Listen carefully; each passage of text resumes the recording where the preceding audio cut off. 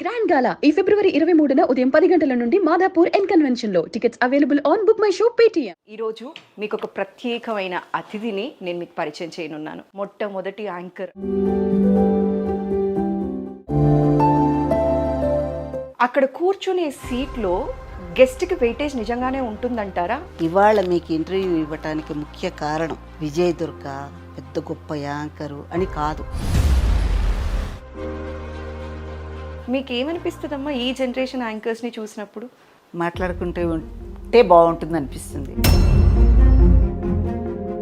Journalism పైన memes, cartoons, celebrities సర్కాస్టిక్గా మాట్లాడే విధానం చాలాసార్లు బాధపడ్డానమ్మా. ఈ థంబ్నెయిల్స్ అవి చూసి యూట్యూబ్లో సావిత్రి గారి గురించి, హరినాథ్ గారి గురించి సందర్భం వచ్చింది కాబట్టి చెప్తున్నా సురేఖ. ఇది చాలా ఇంపార్టెంట్. నేను చెప్పేది ఎందుకనంటే ఈ తరం యాంకర్స్కి కానీ మాలాంటి వాళ్ళకి ఇచ్చే సలహా కానీ ఏంటంటే, ఈవెన్ స్క్రీన్ మీద అనౌన్స్మెంట్ చేసినా ఇంతవరకు ఎప్పుడు చీర తప్ప ఇంకో డ్రెస్ వేసుకొని నేను చెయ్యలేదు. నన్ను యాక్సెప్ట్ చేయలేదా జనం?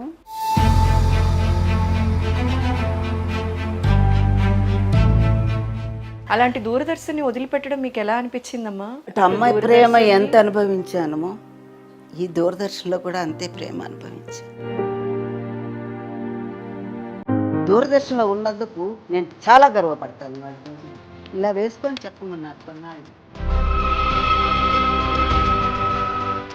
ఇలా అనుకొని ఇలా వెళ్ళి గుండు చేయించుకొని వచ్చేయడానికి కారణాలు ఏవైనా అయి ఉండొచ్చమ్మా. పెద్ద సమస్య వచ్చినప్పుడు ఆనందనగర్ కాలనీ నుంచి బేగంపేట పుష్పగిరి పీఠాధిపతులు ఉండేవారు. నాకు ఎప్పుడన్నా బాధ కలిగితే అక్కడికి వెళ్ళి ఏడ్చేసేదాన్ని. కాళ్ళకు చెప్పులు లేక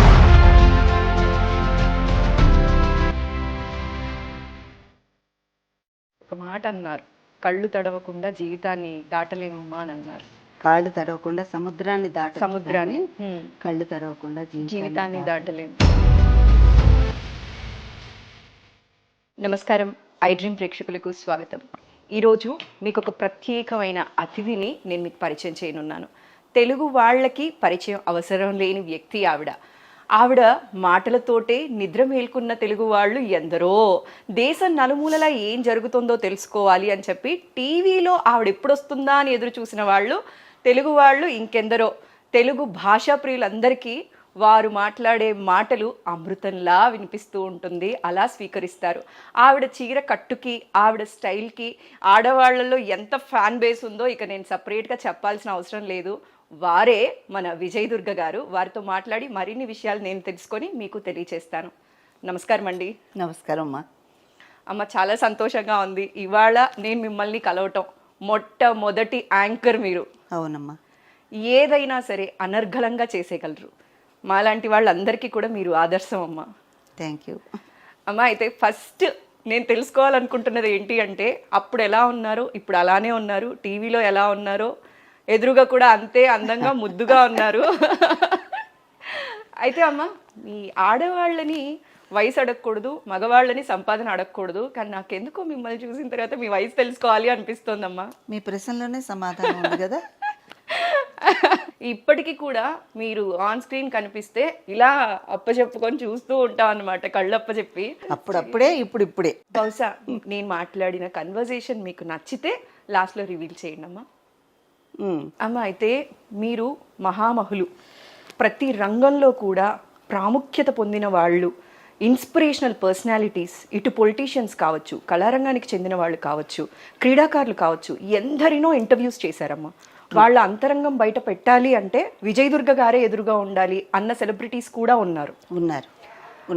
ఒక హోస్ట్కి అంత ఇంపార్టెన్స్ ఉందమ్మా. అదేలాగా ఎదురుగా కూర్చునే గెస్ట్కి అంతకంటే ఎక్కువ ప్రయారిటీ ఉంది. ఇప్పుడు చూసినట్లయితే అక్కడ కూర్చునే సీట్లో గెస్ట్కి వెయిటేజ్ నిజంగానే ఉంటుందంటారా? What do you see? ఇప్పుడు చిన్న మాట చెప్తా సురేఖ గారు. మీకు ముందర నేను ఇవాళ మీకు ఇంటర్వ్యూ ఇవ్వటానికి ముఖ్య కారణం విజయ్ దుర్గ పెద్ద గొప్ప యాంకరు అని కాదు. మా అమ్మ దూరదర్శన్ కోసం ఇస్తున్నా. నాకు జన్మనిచ్చింది మా అమ్మ, జీవితాన్ని ఇచ్చింది అమ్మ దూరదర్శన్. ఇవాళ విజయ్ దుర్గ ఇంటి పేరంటే దూరదర్శన్ విజయ్ దుర్గే. దూరదర్శన్ అంటే విజయదుర్గ బాగుందా అని అడుగుతారు. విజయదుర్గ కనిపించగానే నా దూరదర్శన్ గుర్తుకొస్తుంది. నా దూరదర్శన్ నాకంత అటాచ్మెంట్. నా జీవితంలో సింహభాగం దూరదర్శన్తో గడిచిపోయింది. దూరదర్శన్ అంటే అప్పుడు స్టార్ట్ అయిన కొత్తల్లో తెలుగువారి ఇంటికి పచ్చ తోరణం, మంగళ తోరణం, తెలుగువారి ముంగిట రంగవల్లి, తెలుగువారి డ్రాయింగ్ రూమ్లో సాంప్రదాయ వేదిక, సాంప్రదాయాలు, ఆచార వ్యవహారాలు ఇవన్నీ చెప్పేటువంటి ఒక కుటుంబ పెద్ద ఎలా ఉంటారో దూరదర్శన్ అట్లా ఇంట్లో ఉన్న వాళ్ళందరికీ కూడా గైడ్ చేసింది. నేను ఆర్థోడాక్స్ ఫ్యామిలీ నుంచి వచ్చాను, పక్కా ఆర్థోడాక్స్. చిన్న విషయం చెప్తా. Yeah, that's true. ఇప్పటికీ నేను వెల్లుల్లిపై ఎక్కువ తిన్ను. అవునమ్మా, దూరదర్శన్లో మీరు ఇప్పటి వరకు కూడా బయట ఫుడ్ ఒకసారి 2 సార్లు దూరదర్శన్ క్యాంటీన్లో 1-2 సార్లు భోజనం చేశా. అది కూడా భారత్ బంద్ రోజున ఎలక్షన్స్ టైంలో భోజనం చేయలే నేను ఎప్పుడూను. దూరదర్శన్లో వెళ్ళినా కూడా ఎవరన్నా టీ కాఫీ తీసుకొస్తే తాగేదాన్ని, ఎప్పుడన్నా టిఫిన్ చేసేదాన్ని. అంటే తినకూడదు అన్న పద్ధతి ఏం లేదు, ఎందుకో అలవాటు అవ్వలేదు. ఇలాంటివన్నీ సెల్ఫ్ కంట్రోల్ని డిక్టేట్ చేస్తాయమ్మా. వాళ్ళు ఎంతో సెల్ఫ్ కంట్రోల్ లేకపోతే కానీ వాళ్ళు అనుకున్న దానికి స్టిక్ ఆన్ అవ్వరట. ఒక మనిషి ఇలాంటి విధానాలు పాటించినప్పుడే వాళ్ళు ఎదుగుదల కూడా చూస్తాము అని అంటారు. ఈ డిసిప్లిన్ అంతా నాకు మా నాన్నగారి దగ్గర నుంచి వచ్చింది. తల్లిదండ్రుల పాత్ర ఎక్కువగా ఉంటది కదమ్మా, మీరు నాన్నకూచి అయితే. న్యాచురల్. ఎందుకనంటే మా నాన్నగారు, మా అమ్మ, మేము 6, 3 ఆడపిల్లలు, 3 మగ పిల్లలు, నేను ఆఖరిదాన్ని. నా తర్వాత ఒక తమ్ముడు ఉన్నాడు. వాళ్ళు 6 పిల్లల్ని ఒక కంట కనిపెట్టేవాళ్ళు. ఇప్పుడు ఒక్క పిల్లని 2 పిల్లల్ని పెంచటమే కష్టం కదా. మా అమ్మ, మా నాన్నగారు ఇంట్లో ఉంటే ఆయన బుక్స్ చదువుతూ ఉండేవారు. ఎప్పుడు బుక్స్ చదువుకోవటమో రాసుకోవటమో. ఆయనకి 6 లాంగ్వేజెస్ వచ్చు మా నాన్నగారికి. ఇప్పుడు అయోధ్య ఇష్యూ వచ్చింది కాబట్టి ఒక మాట చెప్తాను మీకు. అయోధ్య కనకమహల్ ఉంది కదా, అందులో మా నాన్నగారు 2 సార్లు రామాయణ పారాయణ చేశారు. 2 సార్లు రామాయణం. కలెక్టర్ గారు పిలిచారు, అయోధ్య కలెక్టర్ గారు పిలిస్తే మా నాన్నగారు రెవెన్యూ డిపార్ట్మెంట్లో తహసీల్దార్ చేసి రిటైర్ అయ్యారు విజయవాడలో. రిటైర్మెంట్ తర్వాత అయోధ్య నుంచి కలెక్టర్ గారు కబురు పెట్టారు నాన్నగారికి. ఓకే, నాన్నగారిది సంస్కృత రామాయణం ఇంత ఉంటుంది. అయోధ్య వెళ్ళి 2 సార్లు అక్కడ పారాయణ చేసి వచ్చారు. మా నాన్నగారు ఎప్పుడు కనక మహల్ ఇష్యూస్, అయోధ్యలో రాముల వారి గురించి, అక్కడ యాక్చువల్గా జరిగిన ఇన్సిడెంట్స్, యథార్థ గాథలని చెప్పేవారు. సో ఇలాగా మా నాన్నగారు, మా అమ్మ ఒక రకంగా ఆధ్యాత్మికంగా, సాంస్కృతికంగా, తర్వాత ఏంటంటే సాహిత్యపరంగా అన్ని రకాలుగా మా పిల్లలందరినీ ట్రైన్ చేశారు. మా 6 ఒకటే అలవాటు. సాహిత్యం అంటే ఇష్టం, సంగీతం అంటే ఇష్టం. ఇవన్నీ మా 6లోను. మా 6 6 దేశాల్లో పెట్టి ఓ ప్రశ్న అడిగితే 6 నుంచి ఒకటే సమాధానం వస్తుంది. అటువంటి డిసిప్లిన్ అన్నమాట. మా ఇంటికి మా నాన్నగారు నాన్నగారికి బాగా క్లోజ్ సినిమా రంగం. అప్పుడు నాగయ్య గారు, లింగమూర్తి గారు, రేలంగి గారు అని ఒక కమెడియన్ ఉండేవారు. ఆయన చాలామంది వచ్చేవారు. అట్లాగా ఇది ఇట్లా ఉండేది. ఎందుకు చెప్తున్నానంటే ఒక చిన్న మాట, నేను తెలుగులో ఎవరన్నా ఫ్రెండ్స్ వస్తారు కదా, చిన్నపిల్లని ఫ్రెండ్స్తో కూర్చొని మాట్లాడేటప్పుడు ఏదన్నా ఉచ్చారణ దోషం ఇంట్లో మాట్లాడు మా నాన్నగారు ఎక్కడ వినేవారు, దుర్గా అని అరిచేవారు. శంకరాభరణంలో శంకర శాస్త్రి గారు శారద అని అరిచినట్టు. ఇంకంతే క్వైట్. మరేంట మా నాన్న అంటే అన్నాను అనుకో, ఏంటి అని నాన్నకూచి అయినప్పటికీ కూడా భయపడేవాళ్ళు. మా నాన్నగారనే పిలిచేవాళ్ళం. అమ్మ, బాబాయ్ గారు, పెద్ద నాన్నగారు, నాన్నగారు, అందరికీ గారు. మా బావగారు, మా అక్క హస్బెండ్ని బావగారనే పిలిచేవాళ్ళం మేము. గారు లేకుండా మాట్లాడేవాళ్ళకి కాదు. అట్లాంటి నేపథ్యం నుంచి వచ్చాను నేను. తెలుగు మీడియంలో చదువుకున్నాను. చదివించిరు నన్ను గురువులని ప్రహ్లాదుడు చెప్పినట్టుగా నా గురువులందరూ కూడా అలాంటి వాళ్ళే దొరికారు నాకు. గారాబం చేసినా తెలుగు విషయంలో చాలా స్ట్రిక్ట్గా ఉండేవారు. తెలుగు మీడియం నేను చదువుకుందంతాను, అన్నీ నేర్పించేవారు. సో ఈవెన్ బిఏలో స్పెషల్ తెలుగు, అక్కడ తెలుగు లెక్చరర్స్ అలాగే ఉండేవాళ్ళు. దానివల్ల ఏమైందంటే నాకు తెలుగు భాష అనేది ఒక రకంగా నాలో ఇంకిపోయింది. మీరు మాట్లాడితే కూడా పదాలన్నిటినీ ఒక మాలగా కూర్చి సమర్పించినట్టు అనిపిస్తుందమ్మా. ఉండాలి. ఎందుకంటే ఒక మాట చెప్తా సురేఖ, నేను before I join in Doordarshan నేను డిఫరెంట్ జాబ్స్కి అప్లై చేసేదాన్ని డిగ్రీ అయిపోగానే. సో మా అమ్మగారికి ఒప్పుకుండేది కదా, ఆవిడకి ఎందుకు ఈ ఉద్యోగం ఎందుకు, ఆ ఉద్యోగం, అన్ని ఉద్యోగాలు వచ్చేవి నాకు. ఇంటర్వ్యూకి వెళ్తే ఎయిర్ హోస్టెస్ జాబ్ కూడా అప్లై చేస్తే అది కూడా వచ్చింది. వస్తే ఇంటర్వ్యూకి వెళ్ళొచ్చాను. వచ్చాక ఇంగ్లీష్ మస్ట్ కదా, అవును, ఇంగ్లీష్కి ఒక ట్యూటర్ని పెట్టుకున్న రామదాస్ గారండి, 100 రూపాయలు తీసుకుండేవాడు ఆయన నెలకి. అప్పట్లో హరిప్రసాద్ గారని ఆయన ఒక ఇంగ్లీష్ మాస్టర్. ఆయనేమో గ్రామర్ అంతా చెప్పేవారు, ఈయన వేరే విధంగా ఇంగ్లీష్ ఎలా మాట్లాడాలి, ఎలా ప్రొనౌన్స్ చేయాలని. ఓకే, అంతా ఇంగ్లీషే. మనం పొద్దున్న లేస్తే గోయింగ్, వన్ ఆర్ కమింగ్, ఇట్లా ఉండేది మన భాష. మా అమ్మ చూసి ఎయిర్ హోస్టెస్ లేదు, కాళ్ళు ఎరగొడతానండి, కొంచెం పంపలేదు, నాజుగ్గా తిట్టిందిలే. అప్పట్లో తిట్టినట్టుగా. మెడ్రాస్ వెళ్ళొచ్చా ఇంటర్వ్యూకి, ఎయిర్ హోస్టెస్ లేదు, ఏం లేదు. ప్రేమనగర్లో అంటుంది కదా, ఎయిర్ హోస్టెస్గా ఏ విమానం కూలిపోతుందో ఏమిటో నేడుస్తుంది తల్లి. అందుకని అట్లాగా నాది అక్కడే పురిట్లోనే సంది కొట్టింది ఆ ఉద్యోగం. ఓకే, కానీ ఆ ఇంగ్లీష్ మాత్రం నన్ను వదలలేదు. ఆ ఇన్ఫ్లుయెన్స్ ఉండింది. తర్వాత జర్నలిస్ట్గా పనిచేసా, ఫ్రీలాన్సర్గా. ఒక ఇంగ్లీష్ డైలీ న్యూస్కి పనిచేశాను, సబ్ ఎడిటర్గా పనిచేసినప్పుడు. ఇంగ్లీష్ ఆర్టికల్స్ తెలుగు రెండు కలిపి రాసేదాన్ని, కొన్నిటికి తెలుగు మాటలు వాడేదాన్ని. అయిననే వాడు ఏంటి భాష సంకరం చేస్తున్నాను, నేను ఈ రెండు వాడతాను, నాకు రెండు తెలియవు అనేది. ఎప్పుడైతే నాకు ఈ దూరదర్శన్లో జాబ్ వచ్చిందో అప్పుడు ఇంగ్లీష్కి స్వస్తి 3 లాంగ్వేజెస్ రావాలి యాక్చువల్గా. ఇంగ్లీషు, తెలుగు, హిందీ 3 లాంగ్వేజెస్ రావాలి మాకు. స్క్రీన్ టెస్ట్ అంటే ఏంటంటే వాయిస్ టెస్ట్, ఉచ్చారణ ఎట్లా ఉంది, కెమెరాకి ఫేస్ సూటబుల్లో ఉన్నా కాదా, తర్వాత వీళ్ళకి ధారణా శక్తి ఎట్లా ఉంది, ఇవన్నీ చూసి టెస్ట్ చేసి మరి చాలా టఫ్ అమ్మా ఆడిషన్ టెస్ట్. మీకు ఇంకా జ్ఞాపక శక్తి కూడా ఎక్కువ ఉండాలి. చిన్నపిల్లని కదా, ఎంత స్క్రిప్ట్ అయినా చూడకుండా చెప్పేదాన్ని. ఒక్కొక్కసారి మేకప్ చేసుకుంటూ మేకప్ మ్యాన్ చదవమనేదాన్ని. మేకప్ మ్యాన్ చదివేవాడు, అది అలాగే తీసుకెళ్ళిపోయి చెప్పేసేదాన్ని. ఓకే, నాకే ఆశ్చర్యం వేస్తుంది. ఏం లేదమ్మా, టెలిప్రాంప్టర్ లేదు, ఏమీ లేదు. 10 minutes అనౌన్స్మెంట్ కూడా అట్లా ఫ్లోలో వెళ్ళిపోయేది. సో దానివల్ల ఇదంతా ఎందుకు చెప్తున్నానంటే ఇంత బ్యాక్గ్రౌండ్ ఉండేది. దూరదర్శన్ మూలం కూడా నాన్నగారు మిమ్మల్ని పెంచిన విధానం. ఒకటి ఏంటంటే ఎవరన్నా వచ్చినప్పుడు ఇంటికి పెద్దవాళ్ళు, వాళ్ళతో మనం ఎలా మెలగాలి, వాళ్ళతో ఎలా మాట్లాడాలి, మా అమ్మగారు మా నాన్నగారు ఇద్దరు చెప్పారు. అదేమైందంటే చిన్నప్పటి నుంచి జీర్ణించుకుపోయింది. అది నాకు ఇక్కడ హెల్ప్ అయింది. దూరదర్శన్ అనే వేదిక మీద నాకు హెల్ప్ అయింది. దానివల్ల ఏంటంటే నువ్వు ఇప్పుడు ఇక్కడికి వచ్చావు, యు ఆర్ మై గెస్ట్. అలాగే నా ఎదురుకుండా ఒక పెద్ద హీరో కూర్చున్నా, లేదు రోడ్డు మీద అడుక్కుండే బిచ్చగాడు కూర్చున్నా, ఒక రిక్షా వాడు వచ్చి కూర్చున్నా, నా గెస్ట్, నా సంస్కారం, నా గౌరవం నాది కాదు, ఇక్కడ నా వ్యవస్థది, నన్ను పోషిస్తున్న దూరదర్శన్ది. ఏంటి దూరదర్శన్ ఇలాంటి వాళ్ళ నా పెట్టుకుంది అని అనకూడదు.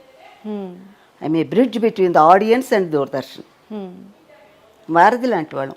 ఈవెన్ యూ ఆర్ మీ, ఎవరైనా సరే ఒక ఛానల్ని నేను రిప్రజెంట్ చేస్తున్నాను. ఆ రిప్రజెంట్ చేసేటప్పుడు ప్రేక్షకుల్ని రిప్రజెంట్ చేస్తున్నాను నేను. మీరు మా దగ్గరికి వచ్చారు, ఫర్ ఎగ్జాంపుల్ ఒక నారాయణ రెడ్డి గారు అనుకుందాం. నారాయణ రెడ్డి గారు జ్ఞానపీఠ అవార్డు గ్రహీత. వారి దగ్గరున్న సమాచారాన్ని నేను బాగా గ్రహించి దాన్ని ప్రేక్షకుల్లోకి తీసుకెళ్ళాలి. ప్రేక్షకుల్లో సినిమా గ్లామర్ కోసం చూసేవాళ్ళు ఉంటారు, ఆయన విద్వత్తు కోసం చూసేవాళ్ళు ఉంటారు, ఆయన భాషా పటిమ కోసం చూసేవాళ్ళు ఉంటారు. ఇంతమంది కేటగిరీస్ ఉంటాయి ఆడియన్స్లో. ఉన్నప్పుడు వాళ్ళందరినీ దృష్టిలో పెట్టుకొని నేను క్వశ్చన్స్ ప్రిపేర్ చేసుకోవాలి. మా క్వశ్చన్ ఎవరు ప్రిపేర్ చేయరు. నా ప్రోగ్రామ్స్ అన్నిటికీ నేనే రాసుకోవాలి. ఈ క్వశ్చన్ ఇలా ఉండాలి, ఈ క్వశ్చన్ ఇలా ఉండాలి, పెద్దవాళ్ళతో మాట్లాడేటప్పుడు ఇలా ఉండాలి అని వీళ్ళు అడిగేదాన్ని. ఇవి అడగమ్మా విజయదుర్గ అని ఇష్టం. ఆయన నన్ను బేస్ వాయిస్ అమ్మాయి అనేవాడు. ఏదో బేస్ వాయిస్ అమ్మాయి అనేవారు. ఇలా చూస్తూ వచ్చానండి, ఇక్కడే ఉన్నాను అనేదాన్ని నేను. ఆయనకి నా వాయిస్ అంటే చాలా ఇష్టం, నారాయణ రెడ్డి గారికి. మీ వాయిస్ ఇష్టపడని వాళ్ళు ఎవరు ఉంటారమ్మా? చాలా ఇష్టం అనేవారు అనమాట. అలాగే ఒక్కసారి ఒక బ్లైండ్ పర్సన్ నేను ఇంటర్వ్యూ చేయాల్సి వచ్చింది. ఓకే. అతని శృతి పెట్టేసుకొని పాటలు పాడాడు. ఎస్పి బాలసుబ్రహ్మణ్యం గారి పాటలన్నీ పాడాడు. ఓకే. అతనికి కనిపించదు, పార్షియల్ బ్లైండ్ అనమాట. తీసుకొచ్చి కూర్చోబెట్టారు. సడన్ ఇంటర్వ్యూ అది. ఏం అడగాలి, ఎలా అడగాలి? అప్పటికప్పుడు అతనితో ఒక 5 నిమిషాలు మాట్లాడాక నాకు ఇన్ఫర్మేషన్ అంటే బుర్ర పనిచేసేది, చాలా స్మార్ట్గా ఉండేది అప్పుడు. ఇప్పుడు కూడా గబగబా చెప్పానమాట. చెప్పి ఇంటర్వ్యూ చేశా. వీరిని ఎంత గౌరవించానో అతన్ని అంతే గౌరవించాను. గెస్ట్ ప్లేస్లో ఉన్నప్పుడు యువతల సంస్కారం ఉండాలమ్మా మనకి. కాలు మీద కాలు వేసుకొని ఇప్పుడు అదేంటంటారు అనకూడదు. You should be obedient when you're asking. ఒబీడియంట్గా ఉండాలి, వినయ విధేయతలు ఉండాలి. అట్లాగే నువ్వు మాట్లాడే ప్రతి మాట కూడా అటు ప్రేక్షకులకి ఇటు ఇంటర్వ్యూ చేసే వ్యక్తికి ఆమోదయోగ్యంగా ఉండాలి, ఆహ్లాదంగా ఉండాలి. ఆహ్లాదంగా అంటే ప్లెజెంట్గా, ఆమోదయోగ్యంగా అంటే యాక్సెప్ట్ చేసే విధంగా. అది ఎంత చక్కగా చెప్తున్నారమ్మా. ఒక్కొక్క పదం మేము వెతుక్కుంటాం పదాలు కొన్ని. అంటే వాడుక భాషలో ఇంగ్లీష్ ఎక్కువ మాట్లాడటం అయి ఉండొచ్చు. కొన్ని పదాలు మాట్లాడినప్పుడు అవతల వాళ్ళకి కూడా అర్థం అవ్వాలి అన్న ఇంటెన్షన్తో మాట్లాడుతూ ఉంటాం. కానీ మీరు కొత్త కొత్త పదాలు, అంటే అవి తెలుగు పదాలే అయినప్పటికీ ప్రజెంట్ చేసే విధానం మ్యాటర్స్ ఎ లాట్. మీకు ఏమనిపిస్తుందమ్మా ఈ జనరేషన్ యాంకర్స్ని చూసినప్పుడు? ఆ తరం యాంకర్గా ఇలాంటివి చూసినప్పుడు మీకు ఏమనిపిస్తుందమ్మా? స్ట్రైట్గా చెప్పగలరా? మాట్లాడుకుంటే ఉంటే బాగుంటుంది అనిపిస్తుంది. ఎందుకమ్మా? అంటే ఎంత మాట్లాడకుండా ఉంటే అంత బాగుంటుంది అనిపిస్తుంది. మాట్లాడి వేస్ట్ అన్నట్టు వేస్ట్ కాదమ్మా సురేఖ. ఒక మాట చెప్తా. ఇప్పుడు తరాలు మారిపోయినాయి, ఫార్మేట్ మారిపోయింది, ప్రోగ్రామ్ ఫార్మేటు. అవతల కూర్చుండే గెస్ట్కి ఇబ్బంది లేనప్పుడు నాకేంటి చెప్పు? చూసేటప్పుడు మీకు అలాంటివి ఏవైనా ఇబ్బందికరం అనిపించినవి ఉన్నాయమ్మా? ఇప్పుడు గెస్ట్ పొజిషన్లో కూర్చున్న వాళ్ళు కొన్నిసార్లు చెప్పలేకపోవచ్చు. ఇప్పుడు మీరు నేను మాట్లాడుతున్నామమ్మా, బహుశా నాలో మీకు చాలా ఫ్లాస్ కనిపించవచ్చు, బట్ కూర్చుంది కదా ఆన్ కెమెరా ముందు ఏం చెప్తామని కూడా చెప్పకపోయి ఉండొచ్చు చాలామంది గెస్ట్లు. కానీ మీలాంటి వాళ్ళు ఈ తరం యాంకర్స్కి కానీ మాలాంటి వాళ్ళకి ఇచ్చే సలహా కానీ ఏంటమ్మా? ఇంటర్వ్యూ చేస్తే సురేఖ ఇలా కూర్చోవలసి వస్తే ఈ ప్రొఫైల్లో ఏమైనా కనిపిస్తుందేమో, ఈ ప్రొఫైల్లో ఏమైనా కనిపిస్తుందేమో అని చీర నేను ఎప్పుడు ఇలాగే వేసుకొని కూర్చుంటా ఇంటర్వ్యూకి.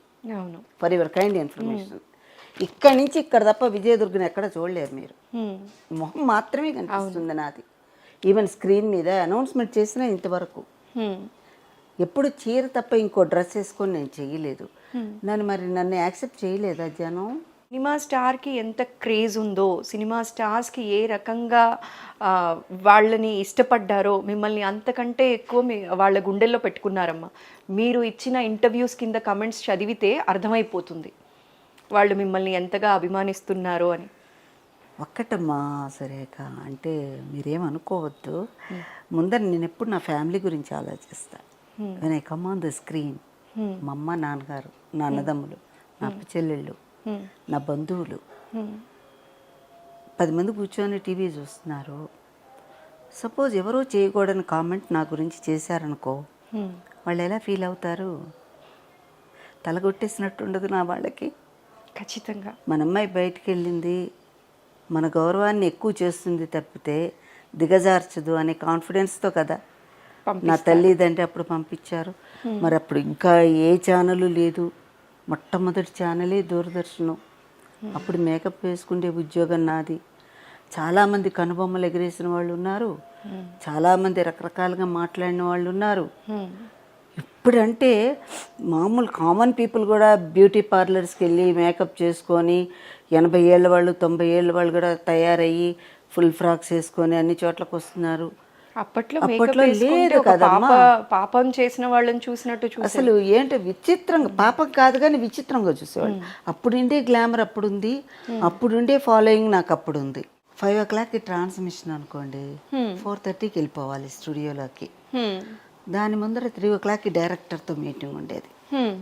ఆ రోజు ప్రోగ్రామ్స్ మొత్తం ఏం రాసుకున్నామో ఆయనకి ఎక్స్ప్లెయిన్ చేసేవాళ్ళం. Duty officer, officer incharge, director, technical side వాళ్ళు, ఇంజనీర్స్ అందరం కూర్చుండేవాళ్ళం. ఎక్కడెక్కడ అనౌన్స్మెంట్, నేనే అనౌన్స్మెంట్ రాసుకున్నాను అన్నది కూడా చెప్పేదాన్ని అనమాట. అట్లా డైరెక్టర్ దగ్గర నుంచి డ్యూటీ ఆఫీసర్ వరకు అందరూ మా అనౌన్స్మెంట్ చూసి సైన్ చేసిన తర్వాతనే గాల్లోకి వెళ్ళేది. ఓకే. కొంతమంది అనేవాళ్ళు, విజయదుర్గ గారు మీకు మేము సైన్ చేయటం, అఫీషియల్ డ్యూటీస్ అఫీషియల్ అని చెప్పి చేసుకునేవాళ్ళం. మేకప్ తోటి 4:30కి వెళ్ళిపోయేవాళ్ళం. రోజు వినే వాయిస్ అయినా 1కి 4 సార్లు వాయిస్ టెస్ట్ తీసుకునేవాళ్ళు. ప్రతిరోజు కూడా. అంటే ఎంత ఇదిగా డిసిప్లిన్డ్, చాలా అసలు సిస్టమేటిక్ వర్క్ అమ్మా. ఎవరు పడితే వాళ్ళు వచ్చేసి వర్క్ చేయటానికి లేదు. దెర్ ఆల్ క్వాలిఫైడ్, అందరూ విద్యార్థికులే. అటువంటి వాతావరణంలో వర్క్ చేశాను నేను. నా ఒక్కదానికే డిసిప్లిన్ ఉంటే కుదరదుగా, అందరికీ ఉండాలిగా. అందువల్లే అన్ని బెస్ట్ ప్రోగ్రామ్స్ జనంలోకి వెళ్ళాయి. ఒక ప్రోగ్రామ్ చేశామంటే ఆ స్క్రిప్టు, ఆ వచ్చే వ్యక్తి ఎవరు, వచ్చే వ్యక్తికి అసలు పేరుందా లేదా, అనామకుడా, ఎవరినో తీసుకొచ్చి కూర్చోబెట్టి ఒక 4 మాటలు మాట్లాడేసి చుట్టేసి ఒక ½ అన్ అవర్ ప్రోగ్రామ్ ఫిల్ చేసామా లేదా, అయిపోయిందా లేదా, మనకి ఎంతమంది చూసారా లేదా, జనం చూసారా ఇవేమి లేవు. కరెక్ట్గా ఉండాలి అవతల కూర్చుంటే ఒక వ్యక్తి. ఇందాక నేను అడిగిన క్వశ్చన్కి ఇప్పుడు మనం మాట్లాడుకున్నామమ్మా. We came to the point.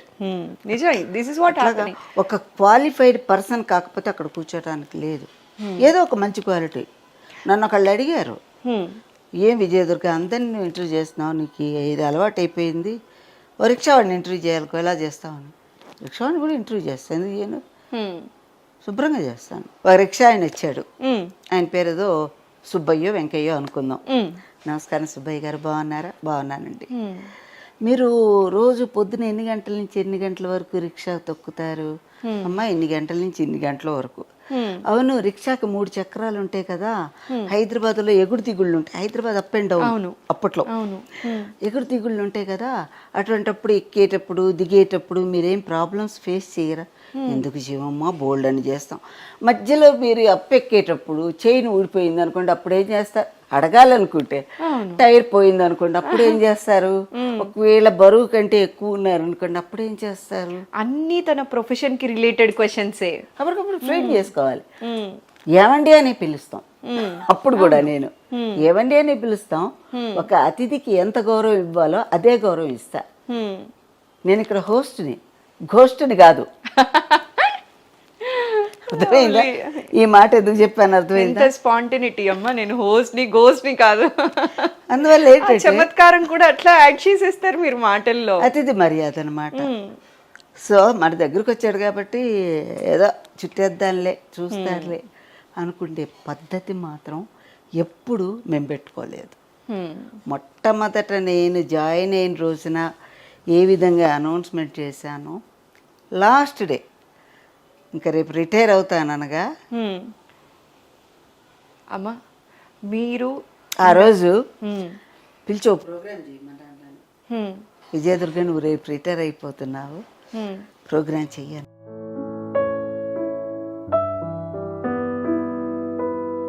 మీరు ఇందాక అన్నారు నాకు అమ్మ దూరదర్శన్ అన్నారు. దూరదర్శన్ కోసమే ఎన్నో ఛాన్సెస్ కూడా వదులుకున్నారు మీరు, సినిమా రంగంలో వచ్చాయి. అలాంటి దూరదర్శన్ ని వదిలిపెట్టడం మీకు ఎలా అనిపించిందమ్మా? బాధగా ఉండదా? 40 ఏళ్ల సావాసం. ఇక్కడ అమ్మఒడి నుంచి ఆ అమ్మఒడిలోకి వెళ్ళాను. అమ్మఒడి వదిలేసి నీకు చిన్న ఎగ్జాంపుల్ చెప్తా సురేఖ. మా అమ్మగారు 80 years బ్రతికారు. 80 years లాస్ట్ డేస్లో ఆవిడ షీ వాజ్ ఎనేబుల్ టు లేచేది కాదు పక్కన నుంచి. నేను ఇప్పుడు నాకు పచ్చిమిరపకాయలు పడవు, చెయ్యంత మండుతుంది, మొహం అంతా మండుతుంది. మా అమ్మగారు చిన్న రోల్ పెట్టుకుండేది. మా ఇంట్లో ఇప్పటికీ రోటి పచ్చళ్ళు చేసుకుంటాం ఇంట్లో. నేను నువ్వు పచ్చిమిరపకాయలు చేయలేవు కానీ నేను చేస్తాను ఇవ్వు అనేది. అంత చిన్న రోల్ పెట్టుకుని ఆవిడ నూరు ఇచ్చేది. అది స్పూన్తో తీసిచ్చి ఒక ప్లేట్లో ఇచ్చి ఇలా చేయి ఇలా చేయి అని చెప్పేది. ఆవిడ ఎట్లా చెప్తే అట్లా చేసేదాన్ని. అయితే ఆఖరి రోజుల్లో ఇంకా ఆవిడ అన్నం కలుపుకుంటే అన్నం తీసిన ముద్ద నా నోట్లో పెట్టేది మా అమ్మ. ఇలా వెళ్ళిపోయింది మా అమ్మగారు చెయ్యి, ఇలా వెళ్ళిపోయింది లాస్ట్ డేస్లో. ఆ చేతనే ఆవిడ అన్నం కలుపుకొని దాన్ని పెట్టి నా నోట్లో పెట్టింది ఆవిడ. ఇటు అమ్మగారిని అటు అమ్మాయి ప్రేమ ఎంత అనుభవించానమో ఈ దూరదర్శన్లో కూడా అంతే ప్రేమ అనుభవించాను. దూరదర్శన్లో అందరూ మిమ్మల్ని మహారాణిలాగా చూసుకునేవాళ్ళు, చాలా గారాభంగా చూసుకునేవాళ్ళు. మా డైరెక్టర్స్ అందరూ కూడా ఎవరన్నా ప్రెస్ వాళ్ళు అప్పుడు బాగా పేపర్స్ వాళ్ళు కవర్ చేశారు, ఇంటర్వ్యూస్ తీసుకునేవాళ్ళు. వచ్చి ఇంటర్వ్యూ చేయాలంటే విజయదుర్గని ఇంటర్వ్యూ చేయండి అని చెప్పేవాళ్ళు మా డైరెక్టర్స్. ఏదైనా ఒక ఇంపార్టెంట్ ప్రోగ్రామ్ ఉంది, మన బీజేపీ బండారు దత్తాత్రేయ గారు ఉన్నారు, అది న్యూస్ సెక్షన్ వాళ్ళు చేశారు. వార్తలు అంటే శాంతి స్వరూప్ గారు వార్తలు చదివేవారు కదా, ఆ వార్తా విభాగం వాళ్ళు కొన్ని ప్రోగ్రామ్స్ చేసేవాళ్ళు. చేసినప్పుడు ఏం చేశారంటే వాళ్ళు కొన్ని ప్రోగ్రామ్స్ ఇంటర్వ్యూస్ ప్లాన్ చేసి చేసేవాళ్ళు, ఇంపార్టెంట్ ఇంటర్వ్యూస్. వాళ్ళు కూడా నన్ను పిలిచి ఇంటర్వ్యూస్ చేయించేవారు. ఓకే. ఇప్పుడు నేనంటే రెగ్యులర్ ట్రాన్స్మిషను, నా ప్రొడ్యూసర్స్ ఒక 20 మంది ఉంటే దాదాపుగా ఒక 10 మంది పర్మనెంట్గా నన్నే పిలిచేవారు ప్రోగ్రామ్స్కి. ఫర్ ఎగ్జాంపుల్ నేను సెలవుల్లో వెళ్ళిపోతున్నాను అనుకోండి, ఒక 15 రోజులు వాళ్ళకి చెప్పేదాన్ని, ఇట్లా 15 రోజులు సెలవుల్లో వెళ్ళిపోతున్నాను. వాళ్ళు ఏం చేసేవాళ్ళు, నేను సెలవుల్లో వెళ్ళకముందే ఒక స్టూడియో చంక్ తీసుకొని, చంక్ అంటే ఏంటి, మార్నింగ్ 7 to 2, 2 to 9 ఉండేది మాకు. ఒకసారి జనరల్ షిఫ్ట్ ఉండేది 10 to 5. హెల్త్ ప్రోగ్రామ్స్ అవి ఉన్నాయి అనుకోండి, ఆ ప్రొడ్యూసరు నన్ను తప్పి ఇంకోళ్ళని పెట్టుకునేవాడు కాదు. ఒకే రోజు 5 డాక్టర్స్ ఇంటర్వ్యూస్ ప్లాన్ చేసి, విజయదుర్గ నువ్వు చేయాలి, 5 డిఫరెంట్ టాపిక్స్ డాక్టర్స్కి సంబంధించి, kidney, heart, liver, rheumatoid arthritis, ఇట్లా రకరకాలు చేసేదాన్ని. All in one. ఎందుకంటే మీకు దూరదర్శన్లో గౌరవం అంటే చెప్తున్నానమ్మా, మనం ఒక ఆర్గనైజేషన్లో పనిచేసేటప్పుడు వాళ్ళు అలా చూడకపోతే నేను ఇంత కంఫర్టబుల్గా ఉండేదాన్ని కాదు. I'm always thankful to my staff అందరికీ కూడా. వాళ్ళు అలా అవ్వటానికి కూడా మీరు వాళ్ళకి అంత దగ్గర అవ్వటం కూడా ముఖ్యం కదమ్మా. అప్రోచ్ ఎప్పుడైనా మన అప్రోచ్ ముఖ్యం అమ్మా, అది ఎప్పుడు మర్చిపోకూడదు. మనలో నేను చెప్పాను కదా, ఎప్పుడు నేను పొగరబోతనంగా లేను. ఒక్కటి సురేఖ, నేను దేవుడి ముందర కూర్చుంటే 3 పాయింట్స్ దండం పెట్టుకుంటా. మంచి వాళ్ళందరికీ ఎక్కువ ఆయుర్దార్యం, సమాజానికి పనికొచ్చే వాళ్ళకి, చెడ్డ వాళ్ళందరినీ మంచి వాళ్ళని చేసే. ఏ సెకండ్ కూడా నాలో అహంకారం అనేది ఉండకూడదు. నాకు అహంకారం అనేది ఏ సెకండ్ కూడా ఉండకూడదు. I follow that. ఎక్కడున్నా అక్కడే ఎంత పెద్ద పెద్ద అవార్డ్స్ వచ్చినా కూడా, నాకు 100,000 అవార్డ్స్ వచ్చినాయి. నా పాపులారిటీ వేరంటే నేను చెప్పుకోకూడదు, అయినా కూడా భగవంతుడు ఇచ్చాడు, నాదేముంది ఇదంతా అనుకునే టైప్ అన్నమాట. అందువల్ల ఇలాంటి క్వాలిటీస్ అన్నీ మనలో ఉన్నప్పుడు, అంటే నేను కావాలని తెచ్చుకున్నావు కాదు, స్వతహాగా నాలో ఉన్న క్వాలిటీస్ వల్ల నా స్టాఫ్ అందరూ కూడా విజయదుర్గ ఉంటే బాగుంటుంది, స్పెషల్ ప్రోగ్రామ్స్ పెట్టినప్పుడు అందరు ఏకగ్రీవంగా విజయదుర్గే యాంకరింగ్ చేయాలి, మన విజయదుర్గ ఉండాలని స్టాఫ్ అందరూ ఓటింగ్ చేసేవాళ్ళు. మీరు నిండుకుండమ్మా. అయితే సెలబ్రిటీ మీటింగ్ అయిపోగానే కిందకు వచ్చి, విజయదుర్గ స్పెషల్ ప్రోగ్రామ్ నువ్వే చేయాలని నేను డైరెక్టర్ గారితో చెప్పేవాళ్ళ. మంచిదండి అనేదాన్ని నేను. అయితే అమ్మ, మీరు రిటైర్మెంట్ తీసుకునే వరకు కూడా ఆదివారాలు లేవు, సెలవు దినాలు లేవు, స్పెషల్ అకేషన్స్ లేవు, ప్రతిరోజు బిజీగానే ఉన్నారు. మీరు ఇదివరకు మనం నిన్న మొన్న మాట్లాడుకున్నప్పుడు కూడా అన్నారు, మా అమ్మ ఎప్పుడు అనేది, సురేఖ అసలు ఇంటికి ఎందుకు రావడం, నువ్వు అక్కడే పడుకొని ఉండాల్సింది కదా అని కూడా అనేవాళ్ళు. ఇంట్లో పడుకోనివ్వరమ్మా అనేదాన్ని, రెస్ట్ రూమ్స్ లేవు, ఉంటే బహుశా అక్కడే ఉండేవాళ్ళు. ఇంటికి వచ్చాక కూడా మేకప్ తీసుకోవటం ఎందుకు, రేపు పొద్దున ఎట్లాగో మేకప్ చేసుకోవాలి, ఆ టైం వేస్ట్ ఎందుకు, ఇలాగే పడుకో, పొద్దున కాఫీ తాగిపోదుగా అనేది. వద్దులేమ్మ, మళ్ళీ అప్పుడు ఫ్రెష్గా చేసుకుంటా. అయితే మీకు కొన్నాళ్ళ తర్వాత అనిపించలేదమ్మా, నాకు రెస్ట్ కావాలి, ఇంకెవరైనా పెట్టి చేయించండి, నాకు ఇవాళ సెలవు కావాల్సిందే అని ఏ రోజు అడిగాను. నువ్వు చేయాల్సిన ప్రోగ్రామ్ నువ్వే చేయాలి. ఎందుకంటే నేను రిటైర్ అయ్యాక చాలా ప్రోగ్రామ్స్ చేశానండి. రిటైర్ అయ్యాక న్యూస్ రీడర్స్ని, అనౌన్సర్స్ని సెలెక్ట్ చేయటం, వాళ్ళకి ట్రైనింగ్ ఇవ్వటం. అప్పటికి స్టేట్ డివైడ్ అయిపోయింది కదా, అక్కడ సప్తగిరి ఆంధ్రాలో, ఇక్కడ వచ్చి యాదగిరి. వారంలో 2 రోజులు అక్కడికి వెళ్ళేదాన్ని, 2 రోజులు ఇక్కడ ఉండేదాన్ని. వాళ్ళకి ట్రైనింగ్ ఇవ్వటం. తర్వాత స్క్రీనింగ్ కమిటీ అని ఉంది. అంటే దూరదర్శన్లో సినిమాలు వేస్తారు కదా, ఇక్కడ ముఖ్య విషయం చెప్పాలి. నన్ను ఇంటర్వ్యూలో అడిగారు. ఆల్రెడీ అవి సెన్సార్ అయిపోయి వస్తాయి సినిమాలు, దూరదర్శన్లో వేసినవి. సెన్సార్ బోర్డు అనేది ఉంటుంది కదా, సెన్సార్ చేస్తుంది. మళ్ళా ఇక్కడ సెన్సార్ ఎందుకు దూరదర్శన్కి? నా ఇంటర్వ్యూలో అడిగారు ఒక ఆయన, ఢిల్లీ నుంచి వచ్చిన ఆయన. అడిగితే అప్పుడు దూరదర్శన్ అంటేనే నాలెడ్జ్ లేదు, ఎట్లా చెప్తాను స్పాంటేనియస్గా? లేదండి, దూరదర్శన్ అనేది ఇంట్లో చిన్న పిల్లల దగ్గర నుంచి పెద్దవాళ్ళు అందరూ కూర్చొని చూస్తారు. ఏదన్నా అభ్యంతరకరమైన సన్నివేశం వస్తే ఒక చెడు డైలాగు, పిల్లలు వినకూడని డైలాగ్ వచ్చినా పెద్దల్ని ఇదేంటమ్మా ఈ డైలాగ్ అర్థం అంటే పిల్లలకి సమాధానం చెప్పలేనటువంటి పరిస్థితి వచ్చినా కూడా ప్రాబ్లం అవుతుంది. ఇది ఫ్యామిలీ వ్యూయింగ్ కాబట్టి, సకుటుంబంగా చూసే ఛానల్ కాబట్టి మనము జాగ్రత్తగా ఉండాలి. అందువల్ల సెన్సార్ మస్ట్ దూరదర్శన్కి అని చెప్పా. ఓకే, అవునా కాదా? అవునమ్మా. సొసైటీకి బాధ్యత తీసుకున్నారు. నా ఇంటర్వ్యూలో స్పాంటేనియస్గా నాకు వచ్చింది, నేను చెప్పాను. నాకు అసలు దూరదర్శన్ అంటే ఏం తెలుసు? ఇప్పటికీ నేను అదే చెప్తా, మీడియా అనేది చాలా ప్రభావితం చేస్తుంది జనాన్ని. నువ్వు సొసైటీకి మంచి చేసావా లేదన్నది పక్కన పెడితే చెడు మాత్రం చెయ్యకూడదు. దూరదర్శన్లో ఉన్నందుకు నేను చాలా గర్వపడతాను. ఇవాళ రోజున చాలా గర్వపడతాను.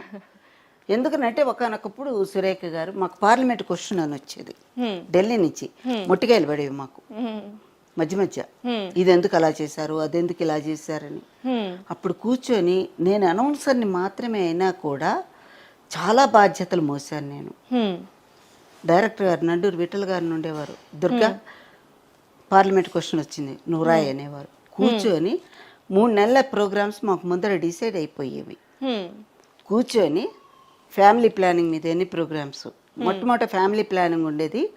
తర్వాత మీకు దూరదర్శన్ చరిత్ర చెప్తున్నా, ఫ్యామిలీ వెల్ఫేర్ అయింది, క్లాసికల్ డాన్సెస్, తర్వాత అక్షరాస్యత మీద వయోజన విద్య, వ్యవసాయదారుల కార్యక్రమం, అన్నీ జనానికి పనికొచ్చే కార్యక్రమాలు. వాటన్నిటికీ స్టేట్మెంట్ రాసేవాళ్ళు.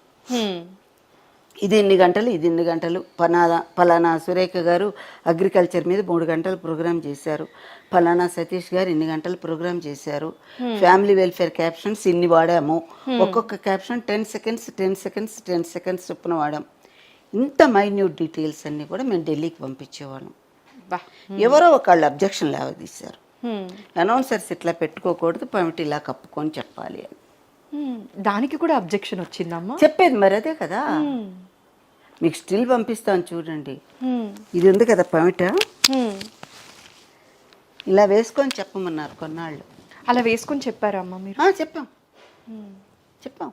నేనే కాదు, ఢిల్లీ, బాంబే అందరు అనౌన్సర్స్. ఆవిడ సల్మా సుల్తాన్ అని ఒక ఆవిడ ఉండేది, ఆవిడ ఇలా నైస్గా వేసుకొని ఇక్కడ గులాబీ పువ్వు. సో ఎందుకు చెప్తున్నానంటే ప్రతిదీ కూడా అంత కీన్గా అబ్జర్వ్ చేసేవాడు. అందుకని డైరెక్టర్ దగ్గర నుంచి ప్రతి ఒక్కళ్ళు అప్రమత్తంగా ఉండేవాళ్ళు. ఎక్కడి నుంచి మాట పడకూడదు, మాట రాకూడదని.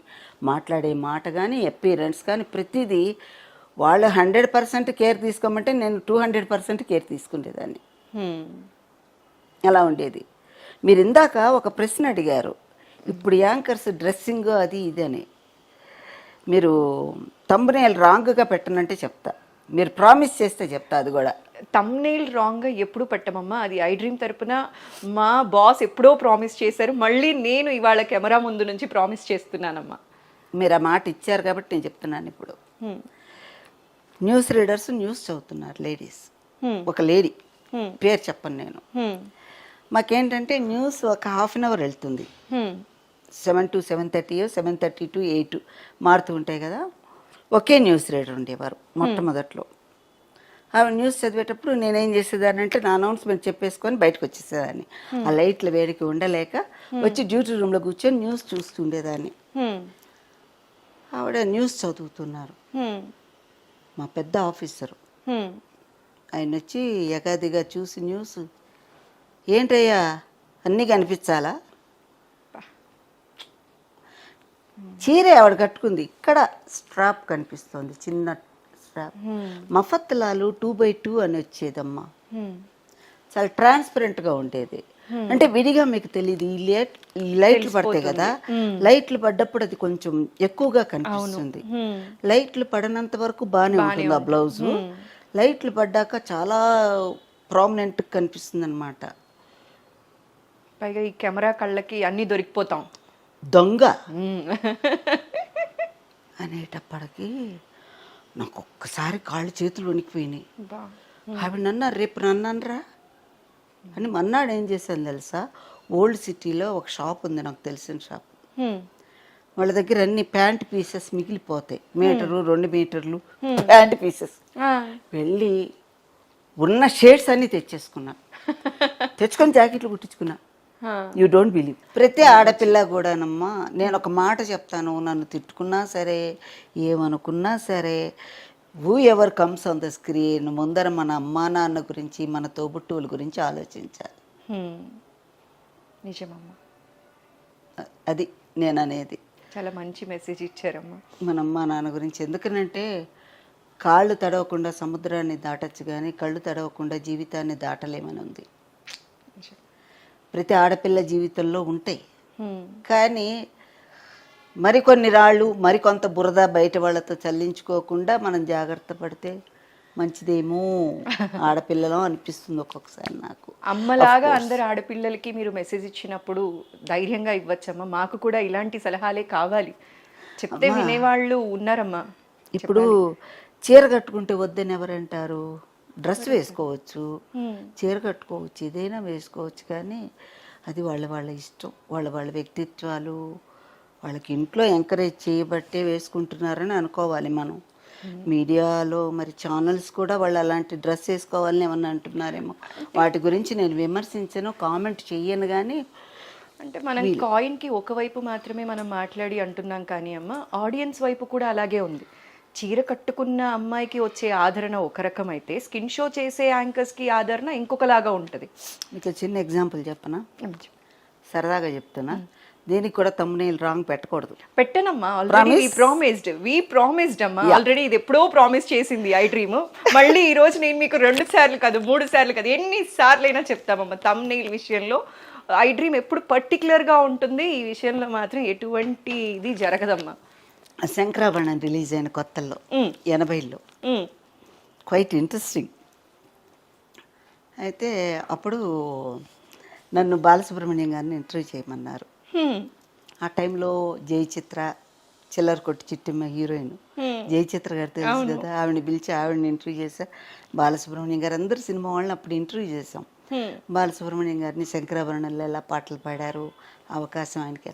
ఇంకొక విషయం చెప్పాలి, సుశీల గారు, బాలసుబ్రహ్మణ్యం గారు, శైలజ గారు, వసంతలక్ష్మి గారు, వీళ్ళందరూ వచ్చి మా దూరదర్శన్లో పాటలు పాడారు, light music songs, excellent songs. అప్పుడంతా శంకరాభరణం హవా, ఎక్కడ చూసినా శంకరాభరణం, ఎక్కడ చూసినా శంకరాభరణం. మంజు భార్గవిని ఇంటర్వ్యూ చేయాలన్నారు. ఓకే, మంజు భార్గవి గారు మా దగ్గర క్లాసికల్ డాన్స్ చేశారు. వీళ్ళందరూ వచ్చేవాళ్ళు, మంజు భార్గవి గారు, డాక్టర్ పద్మా సుబ్రహ్మణ్యం, శోభానాయుడు గారు. మంజు భార్గవి గారు చాలా రోజులు చేశారు క్లాసికల్, వీళ్ళందరూ క్లాసికల్ డాన్స్ చేసేవాళ్ళు మా దగ్గరకు వచ్చి. పెద్ద పెద్ద మంగళంపల్లి బాలమురళి కృష్ణ గారు, నూకల్ చిన్న సత్యనారాయణ గారు, నేదులూరి కృష్ణమూర్తి గారు, ఇట్లాంటి వీళ్ళందరూ కూడా క్లాసికల్ వోకల్. పెద్ద పెద్ద వాళ్ళందరూ ఒక్కళ్ళు కాదు, చాలా మంది, అందరూ వాళ్ళని చూడాలని తాతలాడిన వాళ్ళు. వాళ్ళు లైవ్ కాన్సర్ట్ చేస్తుంటే నేను ఇలా ఉండి చూసిందాన్ని, ఎంత అదృష్టం నాది. అంతే కదా. ఆ తరుణంలో, అంటే ఆ టైంలో, ఆ సమయంలో, తరుణం అంటే తరుణం అనే దానికి ఎన్ని మీనింగ్స్ చెప్పారమ్మా, ఇప్పటి వాళ్ళకి అర్థమవుతుందా అర్థం కాదా, మళ్ళీ తరుణం అన్నామే అని చెప్పి ఇమ్మీడియట్ గా తరుణం అంటే మరి కొంతమందికి అర్థం కాకపోవచ్చు. అంటే ఒక వాక్యం పక్కన ఒక వాక్యంలో ఏ మాట ఎక్కడుంటే సందర్భోచితంగా ఉంటుంది, అందంగా ఉంటుంది, ఆ సెంటెన్స్ యొక్క వెయిటేజ్ పెరుగుతుంది అన్నది చెప్పడానికి నేను వాడా తరుణం అని. మంజు భార్గవి గారు ఇంటర్వ్యూ అన్నారు. ఇంకా చూడు, శంకరాభరణం ఫీవర్లో ఉన్నాం అందరం అప్పుడు. అసలే మీకు సంగీతం అంటే చాలా ఇష్టం, చాలా ప్రాణం. నిద్రపోయేటప్పుడు 2 గంటలు క్యాసెట్ పెట్టుకొని వినేసి పడుకుండేదాన్ని, ఆ పాటలు వింటూ నిద్రపోయేదాన్ని. ఆవిడ వస్తోంది మధ్యాహ్నం అన్నారు. మాకేమైంది, studio already occupied, okay, shootings ఉన్నాయి, అవుట్డోర్ పెట్టారు. ఆఫీస్ పక్కన పెద్ద తోట ఉండేది, పెద్ద పెద్ద చెట్లు అవి. అక్కడ 2 చైర్స్ వేశారు, అంతా ఇలాగే కెమెరాస్ అన్నీ పెట్టారు, సెటప్ అయిపోయింది. నేనేం చేశాను, శంకరాభరణంలో మంజు భార్గవి కదా అని చక్క మీలాగే ఇంతంత బుట్టలు, ముత్యాలవి కెంపులవి అన్నీ కలిసిన బుట్టలు, పెద్ద సెట్టు, కంచిపట్టు చీర ఇంత బార్డర్ది, ప్యారెట్ గ్రీన్ది బార్డర్ ఉన్నది చీర కట్టుకుని రెడీ అయి కూర్చున్నా. ఇంకా ట్రెడిషనల్గా తల నిండా పూలు, జుట్టు పొడుగుండేది అప్పుడు. అసలే అందరు వెయిట్ చేస్తూ ఉంటారు ఇవాళ విజయ్ దుర్గ గారు ఏ చీర కట్టుకొని కనిపిస్తారా అని. తల నిండా పూలు పెట్టుకొని ట్రూ ట్రెడిషనల్, అచ్చం తెలుగమ్మాయి అంటే ఇలా ఉండాలి అన్నట్టుగా 16 అణాల తెలుగమ్మాయిని. అణాలు పోయినా సామెత మాత్రం ఎవర్ గ్రీన్ అనుకోండి. కూర్చున్నా, వస్తుంది వస్తుంది వస్తుంది వస్తుంది అన్నారు. కూర్చొని అందరూ యాంగ్జైటీ చూస్తున్నారు, ఆవిడని చూడాలి ఆవిడని చూడాలి. శంకరాభరణం తర్వాత ఆవిడ ఎక్కడికో వెళ్ళిపోయారు, అంత ఇదిలో ఉన్నారు. కూర్చుంటే ఆవిడ వచ్చింది వచ్చింది వచ్చింది ఒకసారి చూశాను. మా కెమెరామ్యాన్ ఇలా చూశాడు. అందరూ ఎలా వచ్చారు తెలుసా, జీన్ ప్యాంటు, ఇంతవరకు షర్టు, బ్యాగ్ ఒకటి తగిలించుకున్నారు, కళ్ళద్దాలు గాగుల్స్ ఇక్కడ పెట్టుకున్నారు, జుట్టు వదిలేశారు, వచ్చారు టక టక టక టక. శంకరాభరణంలో మంజు భార్గవి గారు ఏంటి ఇలా కూర్చుంటే నేనేమి ఇంటర్వ్యూ చేస్తా, నేనేమో చాలా సాగర సంగమంలో జయప్రద గారి లాగా నేను అలంకరించుకొని నేను కూర్చున్నా, పువ్వులు జడ, నేను. మంజు భార్గవి గారు తెలుగమ్మాయి లాగా వస్తారు, మనం కూడా అలా ఉండాలి కదా మరి. అవును, దూరదర్శన్ ఎంట్రీ అంటే ఆవిడ చాలా ట్రెడిషనల్ గా వస్తుంది అనుకున్నా. ఎందుకంటే ఆవిడ క్లాసికల్ డాన్సర్లో బాగా మంచి మేకప్, ఆవిడ కాస్ట్యూమ్స్ బ్రహ్మాండంగా ఉండేవి మంజు భార్గవి గారివి. చాలా స్క్రీన్ ప్రెసెన్స్. మీరు సాగర సంగమంలో బాల కనకమే అది చూస్తే మీకు తెలుస్తుంది మంజు భార్గవి గారు ఎంత మంచి క్లాసికల్ డాన్సర్. వస్తుంది అనుకుంటే ఆవిడ జీన్ ప్యాంటు, ఆ షర్ట్ కూడా ఇక్కడ కొంచెం ఏదో గ్యాప్ ఉంది, నాకు బాగా గుర్తు, ఇక్కడ రిజిస్టర్ అయిపోయింది మైండ్ లో. ఇలా చూసే ప్రొడ్యూసర్ వంక చేసేటట్ట కాదనేటట్ట, అవునా కాదా, అసలు గాల్లోకి ఎలా పంపిస్తాం ఈ ప్రోగ్రాము. అసలే దూరదర్శన్ ఇక్కడ కొంచెం మడి ఎక్కువ, మాకు మడి కట్టుకుండే అలవాటు. అది 80s లో, అది ఇప్పుడు పోనీ ఒక 90s తర్వాత, ఇప్పుడు 2000 తర్వాత కొంచెం అడ్వాన్స్ అయిందిలేండి దూరదర్శన్ కూడా. 2000 తర్వాత కొంచెం మా వాళ్ళు కూడా ఆవకాయ అన్నంలోకి వచ్చేసారు, అన్నప్రాసన అన్నం నుంచి. ఇంకా అన్నప్రాసనలోనే ఉన్నాం అప్పటికి మేము. అనుకుంటే ఆవిడ వచ్చి కూర్చుంది, ఎలా చేయాలి ఇంటర్వ్యూ, ప్రొడ్యూసర్ అన్నాడు అన్న చిన్న సైగా అన్నాడు. అంటే స్వామియాజులు గారు శంకరాభరణంలో అంటాడే అట్లా అనమాట. వాళ్ళమే ప్రతిదానికి శంకరాభరణం తెచ్చాను అనుకోకండి, మనం ఆ కాంటెస్ట్లో ఉన్నాం కనుక, ఆ సందర్భంలో ఉన్నాం కనుక నేను మాట్లాడుతున్నాను. నాకు సరే ఆవిడని అడిగా, ఇంటర్వ్యూ చేసా, మొత్తానికి మమ్మ అనిపించుకున్నా. అది మరి తెలియదు తర్వాత రిజల్ట్ నాకు. ఎందుకనంటే ఓ ప్రోగ్రామ్ తర్వాత ఓ ప్రోగ్రామ్ చేసుకుంటూ వెళ్ళిపోవటం తప్పితే, నిలబడి ఈ ప్రోగ్రామ్ టెలికాస్ట్ అయిందా లేదా, ఈ ప్రోగ్రామ్ వచ్చిందా లేదా, నేను ఎట్లా ఉన్నానో చూసుకుండేది కూడా. అన్నం తినటానికే టైం లేదు నాకు, టిఫిన్ చేయటానికి టైం లేదు. కొన్ని రోజుల పర్యంతం భోజనాలు లేకుండా, కాఫీలు లేకుండా ఉండేదాన్ని. మా అమ్మగారి ఇంటి నుంచి పనమ్మాయితోటి కాఫీ ఫ్లాస్క్లో పూసి టిఫిన్ పెట్టి అవన్నీ పంపించేది ఆవిడ చాలా రోజులు. మొన్న మా ఇంజనీర్ గారు గుర్తు చేస్తున్నారు, మీ పనమ్మాయి తెచ్చేది కదండి మీకు కాఫీ టిఫిన్ అవన్నీ అని. అంతే, పనిలో పడితే మాకు తెలిసేది కాదమ్మా. నేనే కాదు, మా స్టాఫ్ అందరం కూడా అప్పుడు పునాది రాళ్లలాగా మేము పనిచేస్తాం. పునాదికి మేమందరం కష్టపడ్డాం, దాని మీద ఒక అంతస్తు కట్టాం. దూరదర్శన్ ప్రభావానికి పనిచేసిన వాళ్ళందరం మేము. దూరదర్శన్ కోసమే కాదమ్మా, మీలాంటి వాళ్ళు, మీరు అన్నారు చూసారా పునాది రాళ్ళు అని, అలా నిలబడ్డారు కాబట్టే జర్నలిజం 4th పిల్లర్గా మనం చెప్పుకుంటూ ఉంటామమ్మా. అయితే ఇప్పుడు జర్నలిజం పైన మీమ్స్, కార్టూన్స్, సెలబ్రిటీస్ సర్కాస్టిక్గా మాట్లాడే విధానం, జర్నలిజం ఇంకా బతికే ఉందా, జర్నలిస్టులు ఉన్నారా, ఇలాంటి క్వశ్చన్స్ కూడా వింటూ ఉంటాం కదమ్మా. ఇలాంటి వాటిపైన మీ కమెంట్ ఏంటమ్మా? ఎంతో కృషి చేశారు, నిలబెట్టారు. జర్నలిస్ట్ కనిపిస్తే ఒకప్పుడు నమస్కరించేవాళ్ళు, వాళ్ళకి ప్రత్యేక గౌరవం ఉండేదమ్మా సొసైటీలో కూడా. ఒక జర్నలిస్ట్గా నేను ఇలాంటి క్వశ్చన్ అడుగుతానని నేను ఎప్పుడూ అనుకోలేదు, కానీ మీలాంటి వారైతేనే ఆ కమెంట్కి కరెక్ట్గా కమెంట్ చెప్తారు అని నేను అనుకుంటూ ఈ క్వశ్చన్ అడగాల్సి వచ్చిందమ్మా. ఒకటి చెప్పనా, కొన్ని మాటలకి కొన్ని ప్రశ్నలకి సమాధానం ఉండదు, కొన్ని సమస్యలకి పరిష్కారం ఉండదు.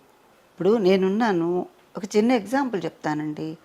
అమ్మ చేతి భోజనం తినేవాడికి అమ్మ చేతి భోజనం రుచించినట్టు బయట ఎక్కడ తిన్నా మా అమ్మ చేయాల్సిందే తినాల్సిందే అనుకుంటాడు. ప్రతిరోజు ఇవాళ ఒక హోటల్లో, రేపు ఒక హోటల్లో, ఎల్లుండి ఒక హోటల్లో తినేవాడికి ఏముంటుంది రుచి కదా. రకరకాల రుచులు. ఇవాళ ఏ కొత్త రుచి దొరుకుతుందని పోతాడు వాడు. ఏదైనా సరే మనము ప్రజల్లోకి మంచిని తీసుకెళ్ళాలి. ఒక మాట, నేను మీరు అడిగిన మాటకి చాలాసార్లు బాధపడ్డానమ్మా. ఈ థంబ్నెయిల్స్ అవి చూసి యూట్యూబ్లో సావిత్రి గారి గురించి, హరినాథ్ గారి గురించి సందర్భం వచ్చింది కాబట్టి చెప్తున్నా సురేఖ. ఇది చాలా ఇంపార్టెంట్. నేను చెప్పేది ఎందుకనంటే, ఆ రోజున నేను ఎంతమంది పెద్దవాళ్ళని ఇంటర్వ్యూస్ చేశానో, గుమ్మడి గారు కానీ, ప్రభాకర్ రెడ్డి గారు కానీ, తర్వాత ఇంకా అంజలీదేవి గారు కానీ, వాళ్ళందరూ కూడా టాప్ పీపుల్. కృష్ణ గారు అలాగే సుమన్ గారు, వీళ్ళందరినీ ఇంటర్వ్యూ చేశారు దాదాపుగా. శాంతకుమారి గారు, ఋష్యేంద్రమణి గారు, వీళ్ళందరినీ ఇంటర్వ్యూ చేశాను. వాళ్ళ తర్వాత వాళ్ళ పిల్లలందరూ కూడా ఇప్పటికి నాతో టచ్లో ఉన్నారు. ఇంటర్వ్యూ అంటే అఫీషియల్గా అక్కడికి ఎండ్ అయిపోవాలి, ఎండ్ అవ్వలేదు నా జీవితంలో. ఇప్పటి వరకు కూడా వాళ్ళ ఫ్యామిలీస్తో నాకు అనుబంధం కొనసాగుతోంది. వాళ్ళకి ఎంత గౌరవం అంటే, మా నాన్నగారిని ఇంటర్వ్యూ చేసింది విజయదుర్గ, గుమ్మడి గారి అమ్మాయి అంది, మా నాన్నగారు సొంత కూతురుతో మాట్లాడినట్టు మాట్లాడారండి మీతో, నాకు చాలా ఆనందంగా ఉందని. ఆ కాంప్లిమెంట్ చాలదు నాకు? సరిపోదమ్మా, కడుపు నిండిపోయింది, నిండిపోతుంది. రామాయణంలో రాముడు చెప్తాడు, పోయిన వాళ్ళ గురించి చెడు మాట్లాడకూడదని. Do not talk ill about dead అన్న వాళ్ళేనా? Even if I'm perfect, I'm not suppose to criticise anyone, I'm not suppose to comment anyone. True, very true. నేను నీ వ్యక్తిగత జీవితంలోకి తొంగి చూడటానికి I do not have any right Surekha. ఇవాళ నాకు ఇంటర్వ్యూ కోసం వచ్చావు నువ్వు, అంతవరకే. నువ్వు చెప్తేనే వినాలి, బట్ విన్నదాన్ని ఇంకో మనిషికి నేను చెప్పకూడదు. ఎగ్జాక్ట్లీ. సావిత్రి గారిని నేను నెంబర్ ఆఫ్ టైమ్స్ కలిశాను. ఇంకా హరినాథ్ గారి అమ్మాయి పద్మజ ఉంది, అమ్మాయి నన్ను అక్క అని పిలిచేది. ఆ అమ్మాయి రోజు నేను మాట్లాడుకునేవాళ్ళం, ఇద్దరం రోజు మాట్లాడుకునేవాళ్ళం. ఒకసారి హరినాథ్ గారి గురించి ఏదో రాశారట, తాగేసి రోడ్డు మీద దొర్లి పడిపోయాడు, గుడ్డలు ఇప్పేసుకొని ఏదో రాశారట. ఆ అమ్మాయి ఏడ్చింది, అక్క చూడు నాన్న గురించి ఎలా పెట్టారో, నాకు చాలా బాధ అనిపించింది అని చెప్పి. ఇప్పుడు అమ్మాయి లేదు, షీఈ్ నో మోర్, వెళ్ళిపోయారు ఆవిడ. వెళ్ళిపోయారంటే నేను ఇంకోలాగా చెప్పలేక చెప్తున్నాను. నేను 2 మాటలు వాడతానమ్మా ఎవరి గురించి అయినా చెప్పాల్సి వచ్చినప్పుడు. నిష్క్రమించారు, వెళ్ళిపోయారు, అంతకుమించి ఇంకోటి మాట్లాడి. ఈ ప్రపంచం నుంచి నిష్క్రమించారు, ఈ ప్రపంచం నుంచి వెళ్ళిపోయారు. పద్మజ నాకు ఫోన్ చేసింది, ఇట్లా రాశారు నాన్న గురించి. అమ్మాయికి స్కూల్ లేనప్పుడు, ఆయనకి షూటింగ్ లేనప్పుడు అమ్మాయిని పడుకోబెట్టుకుండేవాట పక్కలో. ఆవిడొచ్చి, లేవరా అబ్బా కూతురు ఇద్దరు ఇంకా పడుకున్నారు, అది స్కూల్కి వెళ్ళాలి, ఇవాళ నా బేబీ స్కూల్కి వెళ్ళదు, మా రాణి స్కూల్కి వెళ్ళదు, ఆయన దగ్గరికి లాక్కొని నిద్రపోతుంది, లేవదనేవారు ఆయన హరినాథ్ గారు. అంటే ఇంతే, మీరు దాన్ని చెడగొడుతున్నారు స్కూల్కి వెళ్ళకుండా. అంటే ఏం పర్వాలా, నాకు 2 రోజులు షూటింగ్ లేదు, ఉండని దాన్ని అనేవాట. ఇళ్ళ కదిలి వెళ్ళేవాడు కాదటమ్మా, ఆ పిల్లని చూసుకుంటూ ఆ పిల్లవాడితోనూ కబుర్లు చెప్పుకుంటూ ఉండేవాట. ఆవిడ వండి పెట్టేది ఈయన తినేవారు. ఎప్పుడన్నా ఆవిడ అట్లా వెళ్ళి ఆవిడ కూరలు ఆవిడే తెచ్చుకుండేదిట. వీళ్ళిద్దరు బయట నిలబడేవాళ్ళట, హరినాథ్ గారును పాప. ఆవిడ వస్తుంటే, చూడమ్మా చూడు మీ అమ్మ ఎలా వస్తుందో చూడు అనేవాట. అని ఏదో కామెంట్, ఏంటి నా మీద ఏం చెప్తున్నారు అని అడిగేదిట ఆవిడ.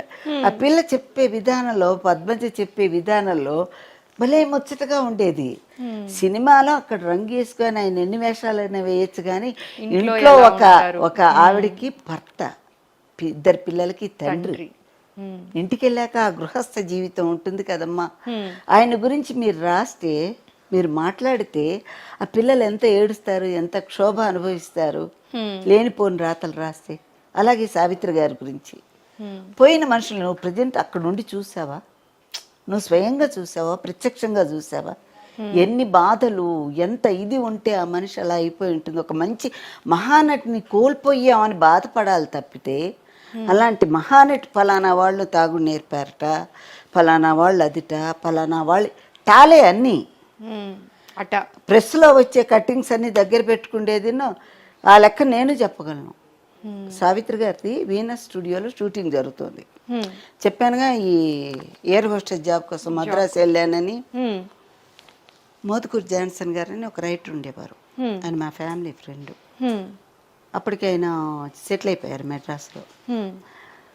దుర్గా నీకు సావిత్రి అంటే ఇష్టం కదా, చూస్తావా అన్నారు. ఇంకేముంది, నాకు ప్రాణం లేచి వచ్చింది. వీనస్ స్టూడియోలో తన షూటింగ్ జరుగుతోంది, నువ్వు వెళ్ళు అన్నారు ఆయన అని కారు పంపించారు. నేను వెళ్ళిపోయా, అమ్మ నేను అందరం వెళ్ళాం. కోర్టు సెట్ అనమాట. ఆవిడ బోన్లో నిలబడ్డారు, ఇలా చీర కప్పుకొని ఒక షాట్ ఉంది చెప్తున్నారు. అంటే రీటేక్ మళ్ళా ఒకటి అన్నీ కలవాలి కదా, ఆ షాట్ మొత్తం కలవాలి. ఎక్కడ పొరపాటు వచ్చినా మళ్ళా రీటేక్ చేస్తున్నారు. గంట అయిపోయింది. అప్పుడు ఎట్లా ఉండేవి ఫ్లోర్స్ అంటే కాలిపోవటమే, ఇప్పట్లాగా ఉండేవి కాదు. హైట్లో రేకులు, ఆ లైట్లు అంత గందరగోళంగా ఉండేది. ఎప్పుడుది మోస్ట్ ప్రాబ్లీ 45 years 50 years అయి ఉంటుంది. 45 years 50 years ఎప్పుడో అయ్యి ఉంటుంది. ఇది వీనస్ స్టూడియోలో. బయటకు వచ్చాము ఉండలేక. వచ్చాక బయట ఒక కుక్కి మంచం ఉంది. కుక్కి మంచం అంటే తెలుసా మీకు? నులక మంచం, ఇలా గుంట పడిపోయి ఉంటుంది. కుక్కి మంచం అంటే గుంట పడ్డ మంచం అన్నమాట. ఓకే, నులక మంచం అని విన్నాను, కుక్కి మంచం వినలేదమ్మా, అందుకే ఎత్తుకున్నాను నేను. ఇప్పుడు ఇలా ఫ్లాట్ గా ఉంటే మామూలు మంచం అమ్మా. అది బరువు పట్టుకొని కిందకి దిగిపోతుంది. ఆ దిగిపోయిన దాన్ని కుక్కి మంచం అంటారు తెలుగులో. విలేజ్ వర్డ్స్ ఇవన్నీ కూడా చిన్నప్పటి నుంచి వాడినవి కదా. కుక్కి మంచం మీద ఒక పిచ్చి దిండు ఉంది. నేను చిన్నపిల్లని కదా, నాకు క్యూరియాసిటీ. ఆ మంచం ఎవరికన్నా? సావిత్రి గారికి అమ్మ అన్నారు. అదేంటి అన్నా. అమ్మ ఆవిడకి కొంచెం పెయిన్ వస్తుంది కడుపులో, డైలాగ్ మధ్య ఆవిడకి కొంచెం విరామం కావాలి, అందుకని ఆవిడ ఇచ్చి ఇక్కడ పడుకుంటుంది అన్నారు. ఎక్కడ సావిత్రి గారు? ఆవిడ బంగారం మంచం మీదే పడుకుండే మనిషి, అటువంటి ప్రభావం ఉన్న వ్యక్తి. అప్పటికి నాకు ఇంత నాలెడ్జ్ లేదు. ఓహో స్టూడియోలో మంచి మంచాలు ఉండవేమో, ఇదేనేమో అనుకున్నాను, వచ్చేసాను. అయిపోయింది. తర్వాత ఆవిడ అక్కడే ఉన్నారు. ఆ తర్వాత బోల్డ్ అంతా స్టోరీ జరిగింది అనుకో, అదంతా వేరే విషయం. మా ఫ్రెండ్ వాళ్ళ హస్బెండ్ వెళ్ళి చూశారు, చాలామంది సావిత్రి గారిని చూశారు. గొప్ప హ్యూమన్ బీయింగ్ అమ్మ, మహానటే కాదు, మనసున్న మనిషికి సుఖము లేదంతే. టూ సెన్సిటివ్ అయ్యేటప్పటికీ ఆవిడ ల్యాక్ ఆఫ్ ఎడ్యుకేషన్ ఒకటి, తండ్రి లేకపోవటం ఒకటి, తర్వాత ఫ్యామిలీ బ్యాక్గ్రౌండ్ కరెక్ట్ గైడెన్స్ లేకపోవటం, చాలా ఉంటాయమ్మా. కర్ణుడి చావుకు కారణాలు అనేకం అన్నట్టుగా అలాంటి మహానటి పోయినందుకు మనం బాధపడి ఏడవాలి తప్పితే, ఆవిడ మీద పోయిన తర్వాత బురద చల్లటం అనేది ఏమాత్రం సంస్కారం కాదు, కానే కాదు. సావిత్రి గారనే కాదు, హరినాథ్ గారనే కాదు, ఎవరైనా సరే లోపాలు లేని మనిషి ఎవరమ్మా ప్రపంచంలో? ఈవెన్ నాలో లోపాలు ఉండొచ్చు, నేను అనుకోవచ్చు, నాకు నేను 100 marks వేసుకోవచ్చు, బట్ నీకేదో ఒక లోపం నాలో కనిపించవచ్చు. అందరికీ చూసే కళ్ళని బట్టి ఉంటుంది, ఆలోచించే మనసును బట్టి ఉంటుంది. అంటే నీ చూసే కళ్ళు మంచివి కాదు, ఈ ఆలోచించే మనసు సవ్యంగా లేదు. నేను ఒప్పు అనుకుని నిర్భయంగా చెప్తున్నాను. ఇప్పుడు నేను ఇంతవరకు ఎక్కడా రివీల్ చేయలేదు సురేఖ, ఈ విషయాలు మీతో చెప్తున్నాను. నేను వాళ్ళందరితోనూ క్లోజ్గా, ర్యాలింగ్ గారు వచ్చి మా ఇంట్లో కూర్చుండేవారు హాల్లో. మేము అందరం చించిల పిల్లలం. ఆయన ఎందుకు వచ్చేవారంటే నిండు హృదయాల దినోత్సవానికి వచ్చారు. వచ్చినప్పుడు మనోరమ హోటల్లో దిగారు. దిగితే మా ఇంటికి వచ్చారు. నాన్నగారికి తెలుసు కదా. ఎందుకు వచ్చారు మా ఇంటికి? కుంపటి అంటారు తెలుసు కదా, బొగ్గుల కుంపటి, బొగ్గులు వెలిగిస్తారు. పుల్కా ఉంటుంది కదా, పుల్కా ఆ బొగ్గుల మీద మా అక్కయ్య చేసేది. షీజ్ ఎక్స్పర్ట్, మాకెవరికి రాదు. ఆ బొగ్గుల మీద పుల్కా చేసి ఉడకబెట్టిన కూర, తోటకూర ఏదో ఒకటి ఉడకబెట్టి పెట్టేది ప్లేట్లో. అప్పుడు గ్యాస్ పేలు రాలే, కెరోసిన్ స్టవ్, బొగ్గుల కుంపటి రెండే ఉండేవి మా ఇంట్లో. మా ఇంట్లో ఈజీ చైర్ ఉంది, ఈజీ చైర్లో కూర్చుండేవారు. నాన్నగారు మీ పిల్లలందరం ఇక్కడ కింద కూర్చుండేవాళ్ళం, చిన్నపిల్లలు.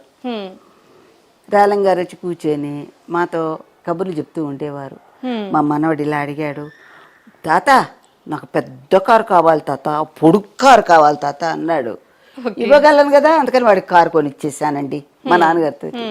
వాళ్ళు అడిగినవి ఏవి నేను కాదని లేదండి శాస్త్రి గారు, పిల్లలు అడిగినవి ఏవి కాదు. అందులో నాకు మనవడు అంటే మరీ ముద్దండి అని ఆ మనవడి గురించి మురిసి మురిసి మురిసి మురిసి చెప్పేవాడు కబుర్లు రేలంగి గారు. ఎందుకు చెప్తున్నానంటే మనం స్క్రీన్ మీద చూసే వ్యక్తులు వేరే, మాది ప్రొఫెషన్, అక్కడ నటన మాత్రమే. వ్యక్తిగతం వచ్చేటప్పటికి వాళ్ళకి పిల్లలు, మనవాళ్ళు, మనవరాళ్ళు వీళ్ళందరూ ఉంటారు. అల్లు రామలింగయ్య గారిని ఇంటర్వ్యూ చేసినప్పుడు ఒక మాట చెప్పారు.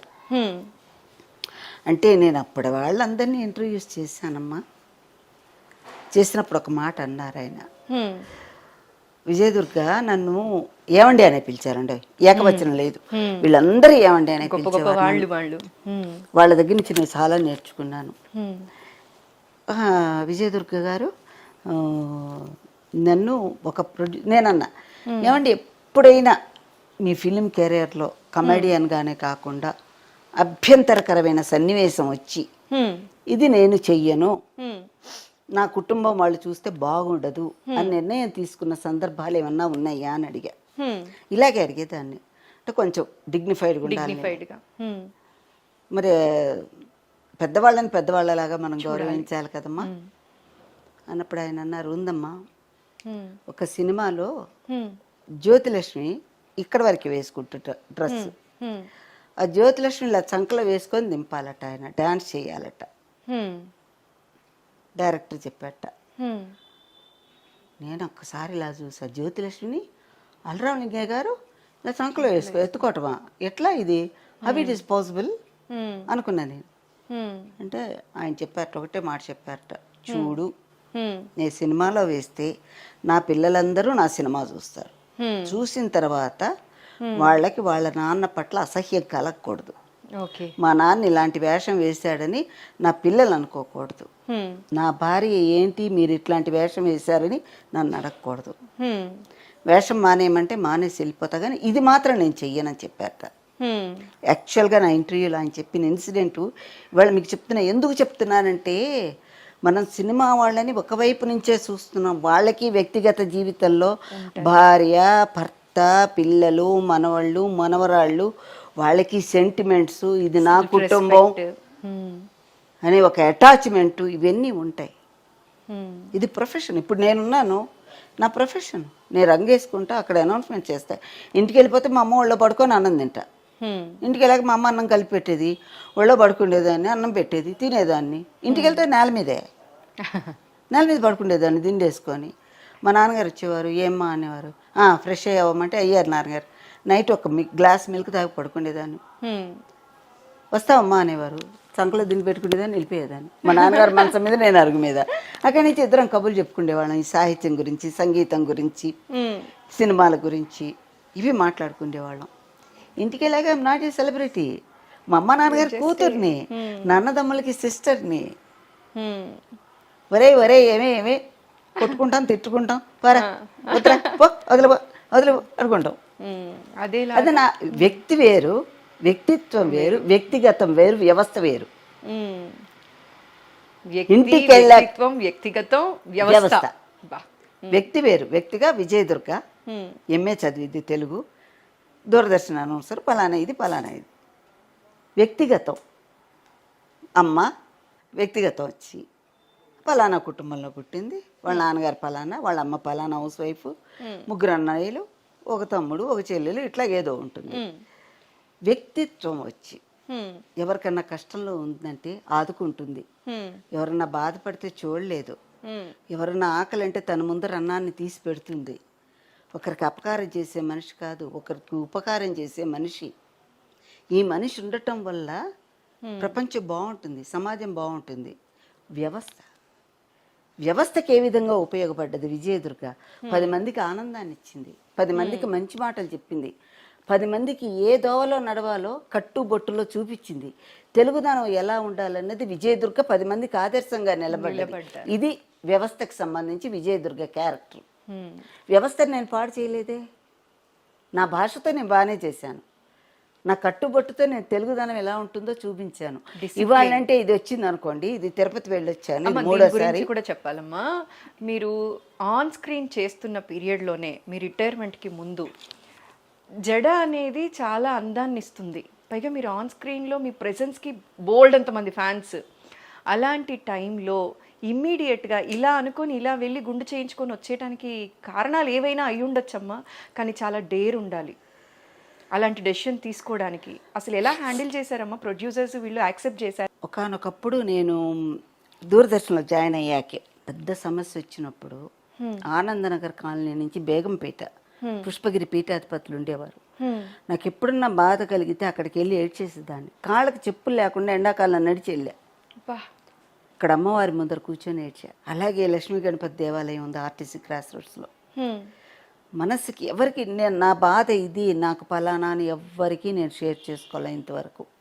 ఎవ్వరికి షేర్ చేయలేదు. భగవంతుడి ముందు మాత్రం నాతోనే అంతమైపోవాలి వెళ్ళదాన్ని ఏడ్చేదాన్ని. అట్లాగా ఒకానొకప్పుడు చి ఎందుకు ఈ జన్మ వద్దు, నా వల్ల కావటం లేదు బాబా, ఏం చేయాలి అనుకునే వరకు వెళ్ళారు. అంత ఎక్స్ట్రీమ్కి వెళ్ళినప్పుడు పడుకున్నట్టు లేచి రైల్వే స్టేషన్కి వెళ్ళిపోయా. అప్పటికి ఆన్లైన్ ఇవేం రాలేదు. ప్రైమ్ టైం నాది, చాలా ప్రైమ్ టైము. మీ కెరియర్ పీక్స్ లో ఉన్న టైం. కంటిన్యూస్గా ఇంటర్వ్యూస్ ఇంకోటి లేదు. అందరు ఫిల్మ్ స్టార్స్ ఇంటర్వ్యూస్. అప్పటికప్పుడు వెళ్ళి రైల్వే స్టేషన్ అడిగితే నెక్స్ట్ డేకి టికెట్స్ ఉన్నాయన్నారు. తిరుపతి టికెట్ బుక్ చేసుకున్నా ఒక్కదాన్ని. వెళ్ళిపోయా. అక్కడ వాళ్ళకి ఫోన్ చేశాను, నేను వస్తున్నానండి అంటే సరేనమ్మా వెహికల్ పంపిస్తాం, మీకు రూమ్ పెట్టేస్తాం అన్నారు. కొండ మీదకి వెళ్ళిపోయా. వాళ్ళు కొండ మీద రూమ్లో దింపేశారు, వెళ్ళిపోయారు పాప స్టాఫ్. వెళ్ళాక బయటకు వచ్చి చూస్తూ అక్కడ ఇది ఉంటుంది కదా, తలనీలాలు ఇచ్చే స్థలం. వెళ్ళా, తల్లిలాలు ఇచ్చేసా. అక్కడికి వెళ్ళాక అప్పటికప్పుడు అనుకున్నారా? ముందే అనుకుని ముందు అనుకోలేదు. అక్కడికి వెళ్ళాను, స్వామి దగ్గరికి వెళ్ళాను, అనుకున్నా, వెళ్ళి తలనీలాలు ఇచ్చేసా.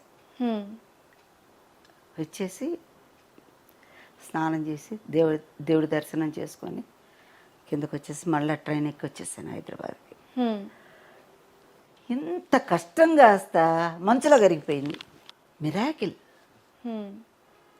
ఎంత క్షోభపడి గుండెల్లో ఎంత బరువు పెట్టుకొని ఏంటి బాధ. నేను ఎవ్వరికి ఒక్కటి సురేఖ, నేను తెలిసి చీమకు కూడా అపకారం చేయను. ఇంట్లో ఒక చిన్న బొద్దింక లాంటిది వస్తేనే దీన్ని నేను చంపాలా, ఎందుకు చంపాలని కాగితం మీద ఎక్కించి పారేస్తా బాల్కనీలోంచి. అటువంటి మనిషికి ఏం చేయాలి కష్టం. భగవంతుడు ఇట్లా తీసి పడేశాడు. వచ్చాక ఆఫీస్ మొత్తం సెన్సేషనల్. ఏంటి ఏమనుకొని చేయించుకున్నారు గుండు, ప్రోగ్రామ్స్ అన్నీ ఏమైపోతాయి, మీరు ఇట్లా ఉంటే ఏంటి, డామ్ డూమ్ డీమ్ అన్నారు. తిరుపతి వెంకటేశ్వర స్వామి ఇంకో మాట అనొద్దు అన్న. ఎవ్వరు మాట్లాడలా. ఆ టైంలో రాణి గారు, టీజీ కమలాదేవి గారు, అప్పుడు ఆర్టిస్టులు అందరు వచ్చారు.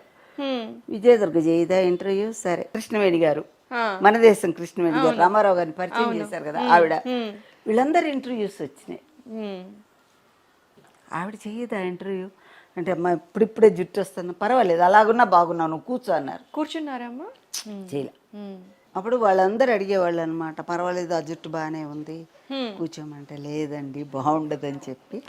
తర్వాత కొంచెం జుట్టు రాగానే షేప్ చేయించి అందరూ ఇలా క్రాఫ్ట్ బాగుంది విజయ్ ఇలాగే ఉండని కొంతమంది, మళ్ళా జుట్టు పెంచాను, మళ్ళా ఇలా. ఇది మూడోసారి తిరుపతి వెళ్ళి నేను ఇచ్చి రావటం, మళ్ళీ మూడోసారి ఇది చేయించాను. ఇంక ఈసారి కంటిన్యూ చేసేద్దాం అనుకుంటా. అందరూ దీనికే ఓటేశారు, ఇలాగే బాగుంది చక్కగా ఉన్నామని. నాకు మెయింటైన్ చేయటం కష్టం సురేఖ గారు, అందుకని ఇలా ఉండిపోయా అనమాట. మీరు నన్ను సురేఖ గారు అంటుంటే చాలా కష్టంగా ఉందమ్మా. అప్పటి నుంచి సురేఖ అనే పిలవండి, ఐ విల్ ఫీల్ కంఫర్టబుల్. ఏంటో అలా మధ్య మధ్య. సో అట్లాగా అప్పట్లో they used to prefer me. విజయదుర్గే ఇంటర్వ్యూ చేయాలి.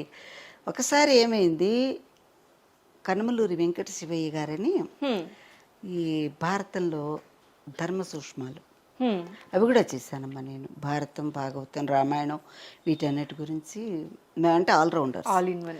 బాలమందిరం వ్యవసాయదారుల కార్యక్రమం, శాస్త్రీయ నృత్యాలు, ఇన్ని ప్రోగ్రామ్స్ ఉండేవి. అన్ని ప్రోగ్రామ్స్ చేశారు. సుమాంజలి, జాబులు జవాబులు, ఇవన్నీ. పార్వతీశం గారు, ఓలేటి పార్వతీశం గారు చాలా తెలుసుంటారు జనాలు, పెద్ద. సో వారిది ఆ ప్రోగ్రాము. ఆయన కూడా నన్ను ఇంటర్వ్యూకి నన్ను సెలెక్ట్ చేసుకునేవారు ఎప్పుడూ. విజయదుర్గ గారు మీరు చేయండి ఇంటర్వ్యూ అని చెప్పేవారు. సో ఆ రోజు నేను లేను. ఆయన ఫోన్ చేసినప్పుడు విజయవాడలో ఉన్నాను సార్ అన్న. అయ్యో ఇట్లా ఉందమ్మా ఇంటర్వ్యూ అన్నారు. లేదు సార్ నేను విజయవాడలో ఉన్నాను అన్న. అంటే సరే ఆయన పిలిచారు. పిలిచి ఎవరో యాంకర్ చేయాలి ఇంటర్వ్యూ పెట్టారు టెంపరీగా. ఆయన 2 గంటలకు స్టూడియోకి వస్తారంటే నేను 5 to 2కి వెళ్ళిపోయేదాన్ని. 2 గంటలకి 5 నిమిషాల ముందర వెళ్ళిపోయేదాన్ని. వెళ్ళిపోయి కూర్చునేదాన్ని.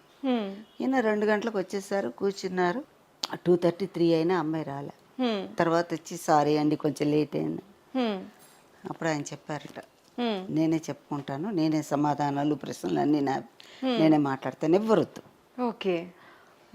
అప్పుడు పార్వతీశంగా అన్నారు, విజయదుర్గ గారు మీరు లేకపోవడంతో ఇలా జరిగింది అంటే డిసిప్లిన్ చెప్తాను.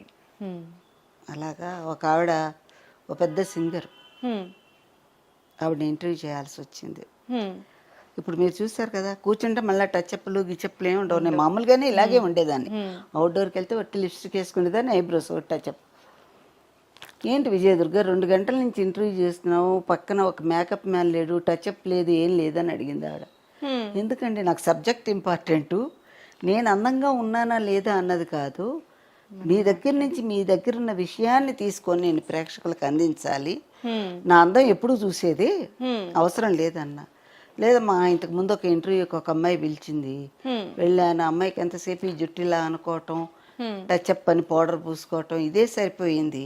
నిమిషానికి ఒకసారి విసుగొచ్చింది నాకు అందాడు. ఎందుకు చెప్తున్నానంటే ఇవాళ డిస్కంఫర్ట్ ఫీల్ అవుతారు. మన అవతల వాళ్ళని దృష్టిలో పెట్టుకొని ప్రతిదీ కూడా చాలా మైన్యూట్ ఇది కూడా ఆలోచించి అంత కేర్ఫుల్గా ఉండేదాన్ని.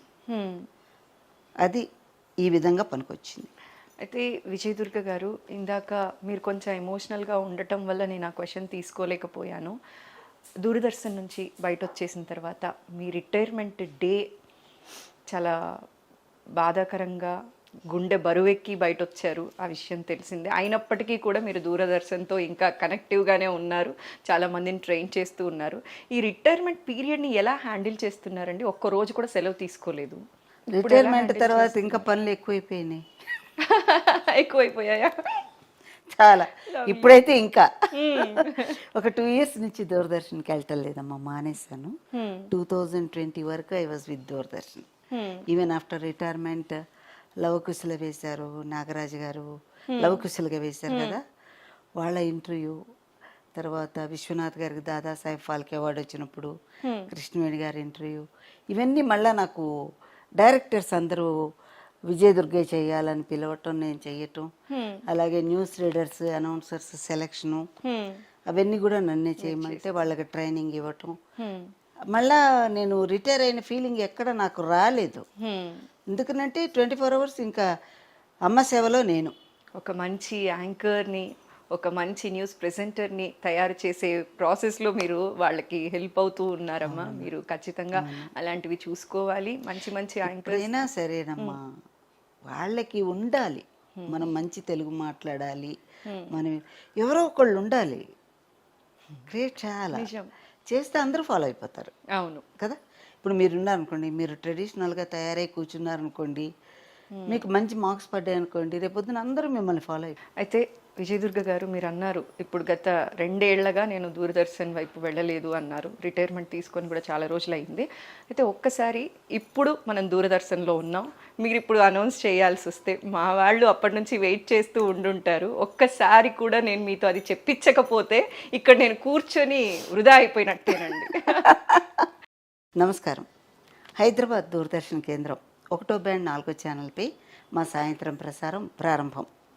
ఈ ప్రసారంలో ఋతురాగాలు ధారావాహిక ప్రాయోజిత కార్యక్రమం ముందుగా ప్రసారం అవుతుంది. 6 గంటలకు వ్యవసాయదారుల కార్యక్రమంలో వరి పైరుపై వచ్చే చీడపీడలు నివారణ, 6:30కు లలిత సంగీత కార్యక్రమంలో కేబీకే మోహన్ రాజు, చిత్తరంజన్, వేదవతి ప్రభాకర్, చంద్రకాంత వీరు ఆలపిస్తున్న లలిత గీతాలు.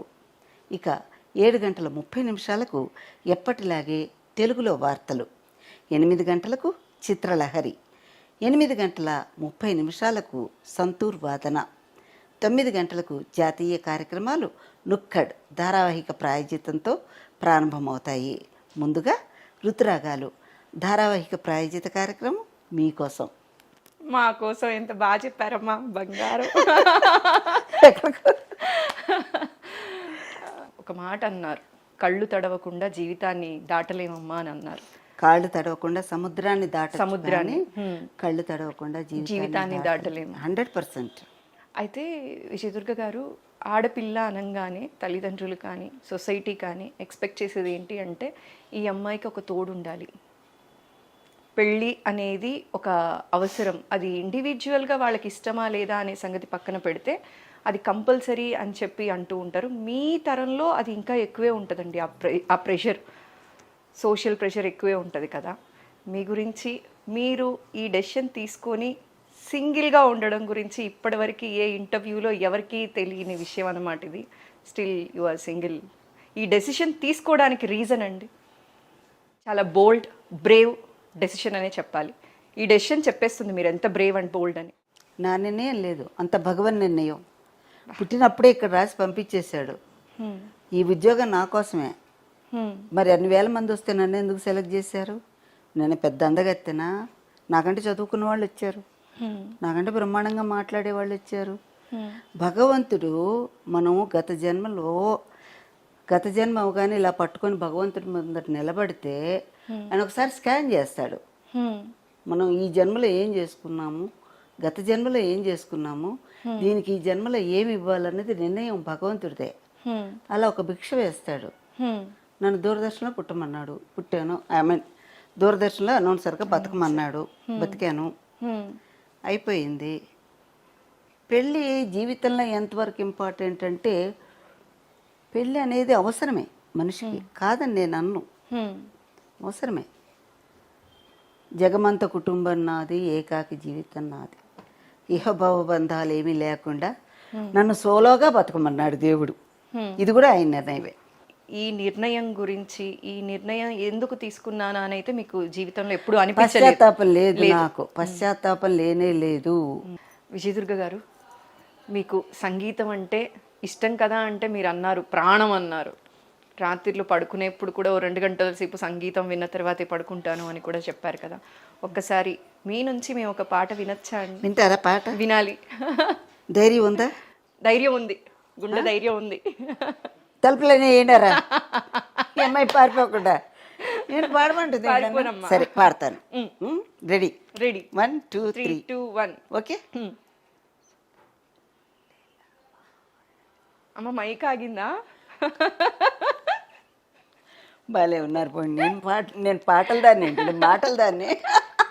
ఒక పాట ఎప్పుడు మీ నోటి నుంచి మాటలు వినే. మల్లెల మాలలుగిని కనుల విన్నెల డోలలుగిని, అంతే నాకు వచ్చు. తెలుగు మహాసభల్లో అప్పుడు నేను ఉన్నాను కదా, ఐ వాజ్ యాక్టివ్ మెంబర్.